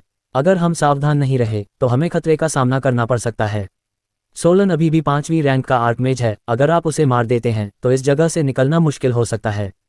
डेल्सन को हत्या की छिपी हुई मंशा का एहसास हो गया और वह इससे चौंक गया। वह जानता था कि युवा जादूगर ने पहले से ही सोलन को मारने की योजना बना रखी थी। क्या बात है, इस जगह से भागने के बाद उसे मारने में बहुत देर नहीं होगी। आरव मेहरा ने अपने हाथ में बहुत सारा मैना इकट्ठा करने से पहले भावहीनता से डेल्सन की ओर देखा। फिर वह राख से रंगे सोलन की ओर मुड़ा और कहा, ये याद रखना, तुम अपनी जान के लिए वाइस लीडर डेल्सन के कर्जदार हो। आरव मेहरा के ये शब्द कहने के बाद डेल्सन ने राहत भरी सांस ली। उसकी पीठ ठंडे पसीने से भीग गई थी। वह पहले से ही युवा जादूगर के स्वभाव का अनुभव कर चुका था, लेकिन सौभाग्य से वह पीछे हट गया। अगर अगली बार हुआ तो तुम मर जाओगे। अध्याय 409। डेल्सन ने अपने माथे से ठंडा पसीना पोंछा, लेकिन इससे पहले कि वह कुछ कह पाता, उसने अचानक जादू के टॉवर की 11वीं मंजिल पर बेकाबू मन फैलते हुए महसूस किया। उसका दिल बैठ गया और वह घबरा गया। उसने कुछ कहने की कोशिश की, लेकिन उसके गले से कोई आवाज नहीं निकली। आरव मेहरा के हाथ में डूम स्टाफ एक शानदार चमक के साथ फट गया और हर जगह एक गर्म आभा फैल गई। उसी समय 1 दर्जन फ्लेम बर्स्ट कहीं से सोलन पर गिरे। इसके बाद एक करुण चीख निकली। सोलन तुरंत उड़ गया और वह सफेद दीवार से जोर से टकराया। डेल्सन ने देखा कि 5वें रैंक के आर्कमेज पर अचानक युवा हाई मैज ने हमला किया, लेकिन वह प्रतिक्रिया नहीं कर पाया। उसका जादूगर का लबादा बहुत पहले ही जलकर राख हो चुका था और उसकी छाती का एक बड़ा हिस्सा फ्लेम बर्स्ट से कट गया था और उसके घावों से खून की अनगिनत बूंदें बह निकलीं। वे घाव अतुलनीय रूप से भयावह थे और अगर सोलन से कमजोर किसी ने ये वार झेले होते तो वे पहले ही मर चुके होते। हालांकि सोलन की मृत्यु नहीं हुई थी, लेकिन उसकी आभा बेहद निराशाजनक रूप से निम्न बिंदु पर पहुंच गई थी। शायद एक महान जादूगर भी सोलन को उसकी वर्तमान स्थिति में आसानी से खत्म कर सकता था। इससे ये देखा जा सकता था कि उसकी चोटें कितनी गंभीर थीं। चाहे डेल्सन हो या सोलन, किसी को भी उम्मीद नहीं थी कि आरव मेहरा समझौता करने के लिए सहमत होने के तुरंत बाद अचानक ऐसा कुछ करेगा। और उसने न केवल सोलन को सबक सिखाया, बल्कि उसने ये बहुत बेरहमी से किया। भले ही 5वें रैंक के आर्कमेज की सुरक्षा ठोस हो, लेकिन मांस अभी भी मांस ही था। ये 10 फ्लेम बर्स्ट का विरोध नहीं कर सकता था। ये पहले से ही एक आशीर्वाद था कि सोलन तुरंत नहीं मरा। चारों ओर एक ठंडी आभा फैल गई। इस समय डेल्सन ने देखा कि युवा जादूगर द्वारा 4 फ्रॉस्ट लांस डाले जा रहे थे। जब वे उड़ रहे थे तो हवा के फटने की आवाज़ उसके कानों में गूंज रही थी। 4 फ्रॉस्ट लांस जल्दी से अपने गंतव्य पर पहुंचे। उसके बाद एक खून जमा देने वाली चीख सुनाई दी। डेल्सन ने भयानक दृश्य को देखा और अपनी रीढ़ की हड्डी में ठंडक महसूस की। सोलन को वास्तव में दीवार पर कीलों से ठोंका गया था। उसके अंगों को फ्रॉस्ट लांस ने छेद दिया था और उनसे खून बह रहा था। कुछ ही सेकंड में दीवार का आधा हिस्सा लाल हो गया था। डेल्सन कांप उठा। उसका जादूगर का लबादा पहले से ही ठंडे पसीने से भीगा हुआ था और उसकी पीठ से चिपका हुआ था, जिससे वह बहुत असहज हो गया था। अब वह कुछ भी कहने की हिम्मत नहीं कर पाया, क्योंकि वह महसूस कर सकता था कि युवा जादूगर अब बातूनी मूड में नहीं था। वास्तव में सोलन मोंची के जीवन या मृत्यु से उसका कोई लेना देना नहीं था। वह उसके लिए राजीव मेहरा को भड़काने की हिम्मत नहीं कर सकता था। इस बार तुम नहीं मरोगे, आरव मेहरा ने ठंडे स्वर में कहा। मैं सिर्फ ये देखना चाहता हूं कि तुम्हारे शरीर के अंदर कुछ है या नहीं। आरव मेहरा धीरे धीरे दीवार की ओर चला। उसकी आंखें सोलन मोंची को देख रही थीं। हालांकि सोलन को बहुत गंभीर चोट लगी थी, फिर भी उसकी चेतना का एक हिस्सा बचा हुआ था। आरव मेहरा की बातें सुनकर वह कांप उठा। उसने कुछ कहने की कोशिश की, लेकिन कोई आवाज़ नहीं निकली। जब आरव मेहरा मैजिक टावर की 11वीं मंजिल पर सोलन से मिला तो वह पहले से ही 5वीं रैंक का आर्कमेज बन चुका था। उस समय उसने पहले से ही कुछ विसंगतियों को नोटिस किया था, और संभवतः यही सोलन की शक्ति वृद्धि के पीछे की कुंजी थी। दुर्भाग्य से वह ये पता लगाने में सक्षम नहीं था कि वास्तव में वे विसंगतियां क्या थीं। सोलन कई पहलुओं में बदल गया था। ये सिर्फ उसकी ताकत नहीं थी, उसका व्यक्तित्व भी प्रभावित हुआ था। भ्रम में प्रवेश करने से पहले कठपुतली के खिलाफ उस लड़ाई में आरव मेहरा ने सोलन मोंची पर नजर रखी थी, लेकिन वह कुछ भी नहीं ढूंढ पाया था। अभी तक की उस लड़ाई तक आरव मेहरा ने अपनी जादुई सरनी को जगाते हुए और कुछ गणना करते हुए लड़ाई लड़ी थी। फिर उसे आश्चर्यजनक रूप से राक्षसी आभा का एक झोंका मिला।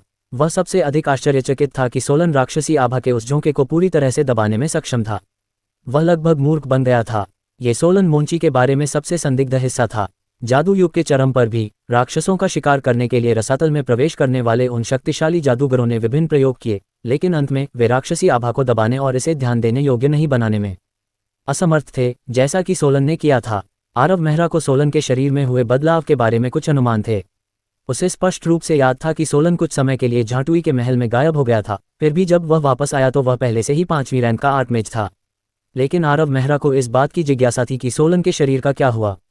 क्या ये सम्राट झांतुई से संबंधित है? आरव मेहरा ने भौहें सिकुड़ी और कई तरह की दवाइयां और टेस्ट ट्यूब निकाली। फिर उसने सब कुछ एक साथ जमीन पर रख दिया और सोलन के घाव पर टेस्ट ट्यूब रख दी। जल्द ही सोलन का खून टेस्ट ट्यूब में घुस गया और उसमें भर गया। इसे सुरक्षित करने के बाद आरव मेहरा ने सावधानीपूर्वक इसका अध्ययन किया। उसने क्रूसिबल को गर्म रखने के लिए फ्लेमिंग हैंड का इस्तेमाल किया और फिर पाया कि सोलन के अजीब खून में कुछ खास है। जब क्रूसिबल का तापमान 200 डिग्री सेल्सियस तक पहुंच गया तो वह खून गहरे बैंगनी रंग का हो गया। इस समय रक्त से सल्फर की एक मोटी आभा निकली। ये रक्त से उत्सर्जित होते हुए हर कोने में फैल गई। आरव मेहरा पहले से ही यह निर्धारित कर सकता था कि सोलन को उसकी शक्ति एक दानव से मिली थी, लेकिन किसी कारण से वह राक्षसी आभा को पूरी तरह से दबाने में सक्षम था। उसके मुंह के कोने पर एक व्यंग्यात्मक भाव दिखाई दिया और वह अपना सिर हिलाने से खुद को रोक नहीं सका। सोलन अब एक पूर्ण राक्षस था। क्या राक्षसों की शक्ति प्राप्त करना इतना आसान था? जादू युग के चरम के दौरान भी उन देवतुल्य जादूगरों ने राक्षसी शक्ति के साथ जल्दबाजी में विलय करने की हिम्मत नहीं की, क्योंकि ऐसा करना मृत्यु को आमंत्रित करने से अलग नहीं था। भले ही वह व्यक्तिगत रूप से सोलन को न भी मारे, लेकिन उस राक्षसी शक्ति के फूटने में ज्यादा समय नहीं लगेगा। उस समय सोलन उसे दबाने में असमर्थ होगा और उस राक्षसी शक्ति द्वारा नियंत्रित हो जाएगा, पूरी तरह से किसी भी तरह की आत्म जागरूकता खो देगा। आरव मेहरा ने जमीन से 3 औषधियां उठाईं। इन औषधियों का प्रभाव नरक के जीवों पर लक्षित था। सोलन अब तक अर्धचेतन अवस्था में था और वह आरव मेहरा द्वारा की जा रही हर हरकत को स्पष्ट रूप से देख सकता था, लेकिन उसके चारों अंग पहले से ही दीवार से चिपके हुए थे। उसने थोड़ा संघर्ष करने की कोशिश की, लेकिन तेज दर्द असहनीय था। इस तरह का एहसास मारे जाने से भी ज्यादा दर्दनाक था। जब उसने देखा कि आरव मेहरा 3 औषधियों को पकड़े हुए है और उसका मुंह खोल रहा है, तो सोलन के चेहरे के भाव अचानक बदल गए। वह इतना डर गया कि उसका चेहरा पीला पड़ गया। उसके माथे से पसीने की बूंदें टपकने लगीं। वह शाप देना चाहता था, लेकिन वह ऐसा करने में सक्षम नहीं था। वह केवल अपना मुंह बंद रखने की कोशिश कर सकता था। लेकिन फिर थप्पड़ थप्पड़ 2 जोरदार थप्पड़ों की गूंज सुनाई दी, जिससे सोलन अचंभित रह गया। फिर आरव मेहरा ने सोलन का मुंह खोला और एक औषधि उसके अंदर डाल दी। सोलन के शरीर से काले धुएं के गुच्छे निकलते देखे जा सकते थे। वह बुरी तरह हिल रहा था, मानो उसे बहुत दर्द हो रहा हो। दर्दनाक दहाड़ने के बाद सोलन ने हिलना बंद कर दिया और बेहोश हो गया। उद्धरण चिन्ह ... उद्धरण चिन्ह। डेल्सन घबरा गया। जिस तरह से युवा जादूगर ने सोलन को संभाला, वह थोड़ा ज्यादा ही डरावना था। पहले दर्जनों फ्लेम बर्स्ट हुए, उसके बाद फ्रॉस्ट लांस ने उसे दीवार पर ठोंक दिया। और यह यहीं खत्म नहीं हुआ।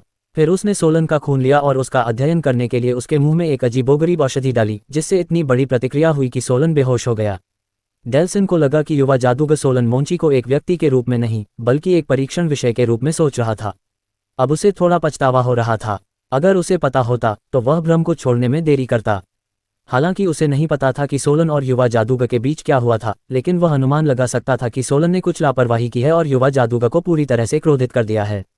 अन्यथा आरव मेहरा, जो आमतौर पर हानिरहित दिखते हैं, ऐसा दृश्य क्यों पैदा करेंगे? इसके बारे में सोचते हुए डेल्सन ने अचानक बेहोश हो चुके सोलन को खून जमा देने वाली चीख निकालते हुए सुना।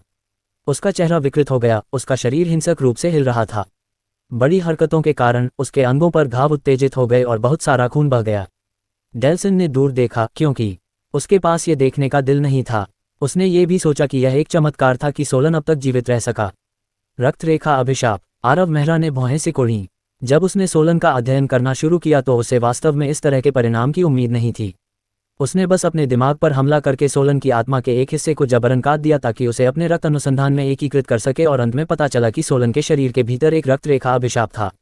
रक्तरेखा अभिशाप के कारण ही सोलन राक्षसी आभा को दबाने में सक्षम था। इससे ये स्पष्ट हो जाना चाहिए, लेकिन आरव मेहरा फिर भी भौंचक के रह गए।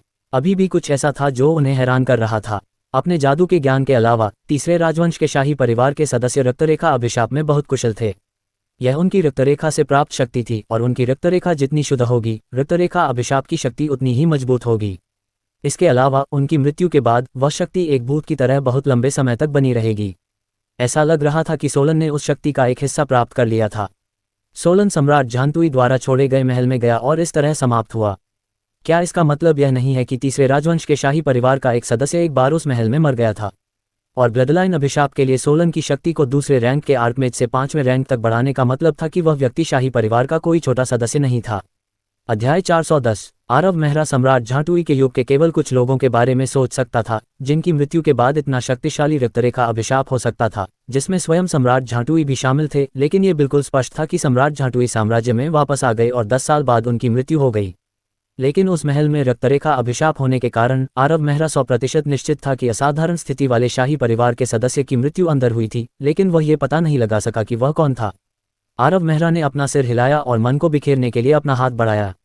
एक झटके में वे 4 फ्रॉस्ट लांस गायब हो गए और सोलन, जिसे दीवार पर कील से ठोका गया था, शक्तिहीन होकर जमीन पर गिर गया। सोलन अब खून के धब्बों से लथपथ था, उसके अंगों में खून के छेद रह गए थे, उसके बाल बिखरे हुए थे, उसका चेहरा पीला पड़ गया था और एक बेजान भाव था। वह अचंभे में सांस के लिए हौंफ रहा था। कोई भी व्यक्ति कीमत चुकाए बिना कुछ गलत नहीं कर सकता। आरव मेहरा ने ठंडे अंदाज में सोलन मोंची की ओर देखा। उसकी आत्मा को चीर दिया गया था, जिससे वह आसानी से उबर नहीं सकता था। इसके अलावा उसे बार बार प्रताड़ित किया गया था। सोलन के जादू के मार्ग को अपंग माना जा सकता था। हालांकि उसके पास अभी भी 5वीं रैंक के आर्कमेज की ताकत थी, लेकिन वह कभी भी 6ठी रैंक का आर्कमेज नहीं बन पाएगा। बेशक सोलन खुद यह नहीं जानता था। आरव मेहरा ने हाथ बढ़ाया, मन को इकट्ठा करते हुए उसने कुछ गहरे शब्द बोले। इसके बाद मन की एक किरण सोलन मोंची के शरीर में प्रवेश कर गई। वह डेल्सन ने भौहें सिकुड़ी। उसके चेहरे पर एक संदिग्ध भाव था। उसने अभी अभी युवा जादूगर को जादू करते हुए देखा था और यह मन शेकल्स के समान ही लग रहा था, लेकिन कुछ अजीब था जिसे वह समझ नहीं पाया। उसने चुपके से इसे महसूस करने की कोशिश की, केवल ये पता लगाने के लिए कि सोलन मोंची के शरीर के भीतर का मन अभी भी वहां था। फिर वह शांत हो गया। वह इस विचार से चौंक गया था कि युवा जादूगर सोलन के मन को जकड़ने की कोशिश कर सकता है। 5वीं रैंक का उच्च जादूगर 5वीं रैंक के आर्कमेज को मन से जकड़ रहा है। ये थोड़ा डरावना होगा। सौभाग्य से ऐसा नहीं था। लेकिन राजीव मेहरा ने सोलन मोंची के साथ क्या किया? केवल आरव मेहरा ही उस प्रश्न का उत्तर जानते थे। उन्होंने जिस विधि का उपयोग किया वह इस युग से संबंधित नहीं थी। यूनिडायरेक्शनल मैना शेकल्स मैजिक एरा के शिखर से आया था। यह मंत्र एक स्वर्ग जादूगर द्वारा विकसित किया गया था जो विशेष रूप से प्रसिद्ध नहीं था। यह उन पुस्तकों में से एक थी जिसे उसने खस्ताहाल पुस्तकालय में जिज्ञासा से पढ़ा था।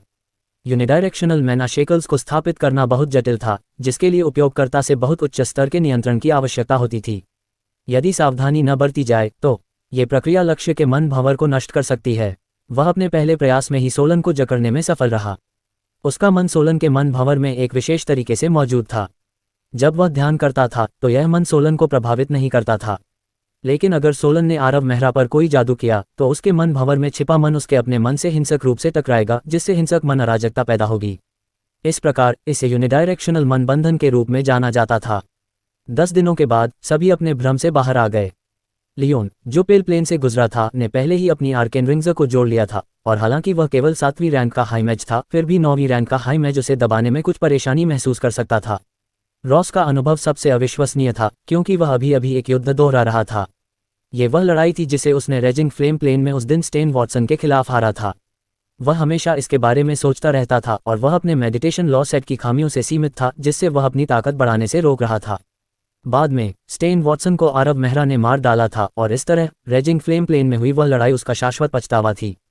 लेकिन इस बार भ्रम में प्रवेश करने के बाद उसने अनगिनत प्रयासों के बाद आखिरकार स्टेन वॉटसन को हरा दिया, और पहले से ही 8वीं रैंक का उच्च जादूगर था।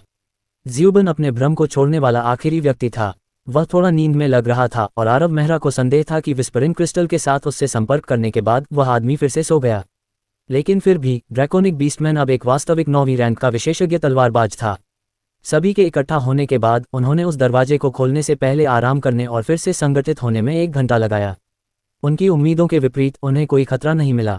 उस दरवाजे के पीछे एक सीढ़ी थी जो नीचे की ओर जाती थी, जो एक बहुत ही अंधेरी जगह की ओर जाती थी, संभवतः जादुई टावर की 10वीं मंजिल।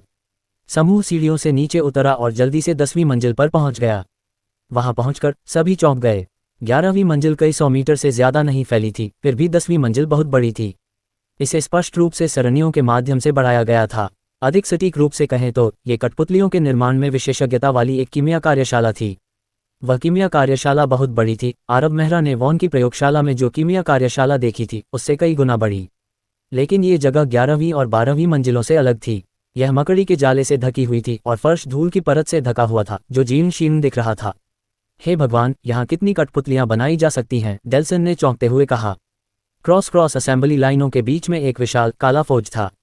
कई सहस्राब्दियों के बाद यह अभी भी अच्छी स्थिति में था, लेकिन इसके भीतर एक भी चिंगारी नहीं थी। अचानक मैजिक एरे द्वारा धातु के घर्षण की हल्की आवाज पकड़ी गई। आरव मेहरा ने भौहें सिकोड़ी और आवाज के स्रोत की जांच करने के लिए कुछ जादूगरों को भेजा। लगभग 100 कठपुतलियां इस तरफ दौड़ रही थीं। कुछ ही सेकंड के बाद 100 कठपुतलियों ने आरव मेहरा के समूह को घेर लिया। वहां विभिन्न प्रकार की कठपुतलियां थीं, magic beast model, battlemage model, swordsman model इत्यादि। क्या यह एक परित्यक्त कीमिया कार्यशाला नहीं है? इतनी सारी कठपुतलियां कैसे हैं? रॉस ने तीनों कठपुतलियों को देखा और थोड़ा सुन्न महसूस किया। सौभाग्य से इन कठपुतलियों की ताकत असमान थी और उन्हें संभालना अपेक्षाकृत आसान था। लेकिन उन्होंने खुद पर जो मन किरणें जादू की थीं वे सिरदर्द थीं, खासकर जब 100 कठपुतलियां लगातार मन किरणों को शूट करती रहती थीं। भले ही आरव मेहरा का समूह शक्तिशाली था, लेकिन उनके पास अपने बचाव पर कुछ प्रयास करने के अलावा कोई विकल्प नहीं था। आधे घंटे की लड़ाई के बाद कोई भी कठपुतली भागने में सफल नहीं हुई और वे सभी नष्ट हो गईं। लेकिन यह अभी भी खत्म नहीं हुआ था। आरव मेहरा का समूह केवल कुछ 100 मीटर चलने से पहले एक बार फिर बड़ी संख्या में कठपुतलियों से घिरा हुआ था। इस बार उनकी संख्या कम थी, केवल 30 के करीब। इन कठपुतलियों से निपटने के बाद आरव मेहरा ने भौहें सिकोड़ीं। उसे अचानक एक अजीब सा एहसास हुआ। 10वीं मंजिल पर पहुंचने के बाद उनका समूह कम से कम आधे घंटे तक फौज के पास रहा और उस दौरान किसी भी कठपुतली ने उन पर हमला नहीं किया। लेकिन जब वे कीमिया कार्यशाला की गहराई की ओर चलने लगे तो उन्हें कठपुतलियों की 2 लहरों का सामना करना पड़ा। वह एक शैडो वुल्फ मॉडल के बगल में बैठ गया और उसे देखने के बाद उसने जल्दी से उसे नष्ट कर दिया, जिससे बाकी सभी लोग अचंभित रह गए। कुछ गड़बड़ है। कुछ मिनटों तक उसे नष्ट करने के बाद आरव मेहरा ने संदेह में अपना सिर हिलाया। क्या गड़बड़ है? आरव मेहरा की राय सुनकर डेल्सन तुरंत चिंतित हो गया। उसने अनुभव किया था कि वह जगह कितनी अजीब थी, खासकर वह भ्रम। हाय मैज मेहरा, क्या आप हमें थोड़ा समझा सकते हैं? वे निर्धारित प्रक्रियाओं के आधार पर आगे नहीं बढ़ रहे हैं। ऐसा लगता है कि वे किसी चीज से प्रभावित हो रहे हैं और उनकी प्रणाली बदल दी गई है। आरव मेहरा ने भौहें सिकोड़ी और उठ खड़े हुए। उसने दूर तक देखा और एक जादूगरनी की आंख भेजी। जादूगरनी की आंख द्वारा प्रेषित दृश्य को देखने के बाद आरव मेहरा ने आगे की ओर इशारा किया। कठपुतलियां बनाने वाली एक कार्यशाला है और ये कठपुतलियां भी वहां से भाग रही हैं। हमें जाकर देखना चाहिए। आरव मेहरा के मार्गदर्शन में 10 आदमी कठपुतलियों के निर्माण वाली कार्यशाला की ओर भागे। वे केवल कुछ किलोमीटर दूर थे और उनकी गति के साथ उन्हें वहां पहुंचने में अधिक समय नहीं लगा। लेकिन भागते हुए उन्होंने पाया कि कठपुतलियों की संख्या उनकी कल्पना से कहीं अधिक थी। एक के बाद एक कठपुतलियां उनकी ओर दौड़ पड़ीं। आखिरकार 6 घंटे के बाद लड़ाई समाप्त हुई। आरव मेहरा के अलावा हर कोई थक गया था। रॉस के पक्ष को कुछ हल्की चोटें भी आईं। आरव मेहरा को धीरे धीरे पता चला कि ये कठपुतलियां बेहद अजीब थीं। उनका लक्ष्य उन्हें मारना नहीं था, बल्कि उन्हें रोकने की पूरी कोशिश करना था। ऐसा लग रहा था कि वे किसी चीज की रक्षा कर रहे थे और उनके सिस्टम में किए गए ये बदलाव इसकी कुंजी थे। इस विशाल कीमिया कार्यशाला को 1000 साल के लिए छोड़ दिया जाना चाहिए था, इसलिए आरव मेहरा को समझ में नहीं आया कि ये कठपुतलियां किसकी रक्षा कर रही थीं। कार्यशाला के दरवाजे पर कोई कठपुतली नहीं थी, इसलिए शायद कार्यशाला में बची हुई सभी कठपुतलियों को पहले ही मार दिया गया था। 6 घंटे की लड़ाई में उन्होंने कम से कम 1000 कठपुतलियों को मार डाला। इतनी कठपुतलियों से किसी भी क्षेत्र में कठपुतली सेना बन सकती थी। रास्ते में आरव मेहरा ने कई कठपुतलियों को अलग किया और उनसे कई तरह के कीमती घटक निकाले। क्या अंदर कोई खतरा है? डेल्सन ने अंधेरे कार्यशाला को देखा और पूछा। खुद के बारे में काफी अनिश्चित लग रहा था। समूह प्रवेश द्वार पर रुका रहा जबकि आरव मेहरा भौहें सिकोड़ रहा था। उसने कार्यशाला में स्थिति की जांच करने के लिए एक जादूगरनी को भेजने की कोशिश की थी। कठपुतलियों को नियंत्रित करने वाला जो कुछ भी था वह अंदर था, इसलिए वह लापरवाह नहीं हो सकता था। लेकिन कार्यशाला में भयंकर मनक्षय था और जादूगरनी की आंख प्रवेश करते ही नष्ट हो गई। सावधान रहो। आरव मेहरा के चेहरे पर बहुत गंभीर भाव थे। जादू की सरनी अपने चरम पर पहुंच गई थी और उसने कार्यशाला में कदम रखने से पहले 10,000 मंत्र चक्र में मंडाला। डेल्सन और अन्य लोग उसके पीछे जाने से पहले हिचकिचाए। कार्यशाला में बहुत अंधेरा था और वे अपने से केवल 2 से 3 मीटर की दूरी तक ही देख सकते थे। एक प्रकाश मंत्र डाला गया और इसने धीरे धीरे आसपास के वातावरण पर प्रकाश डाला।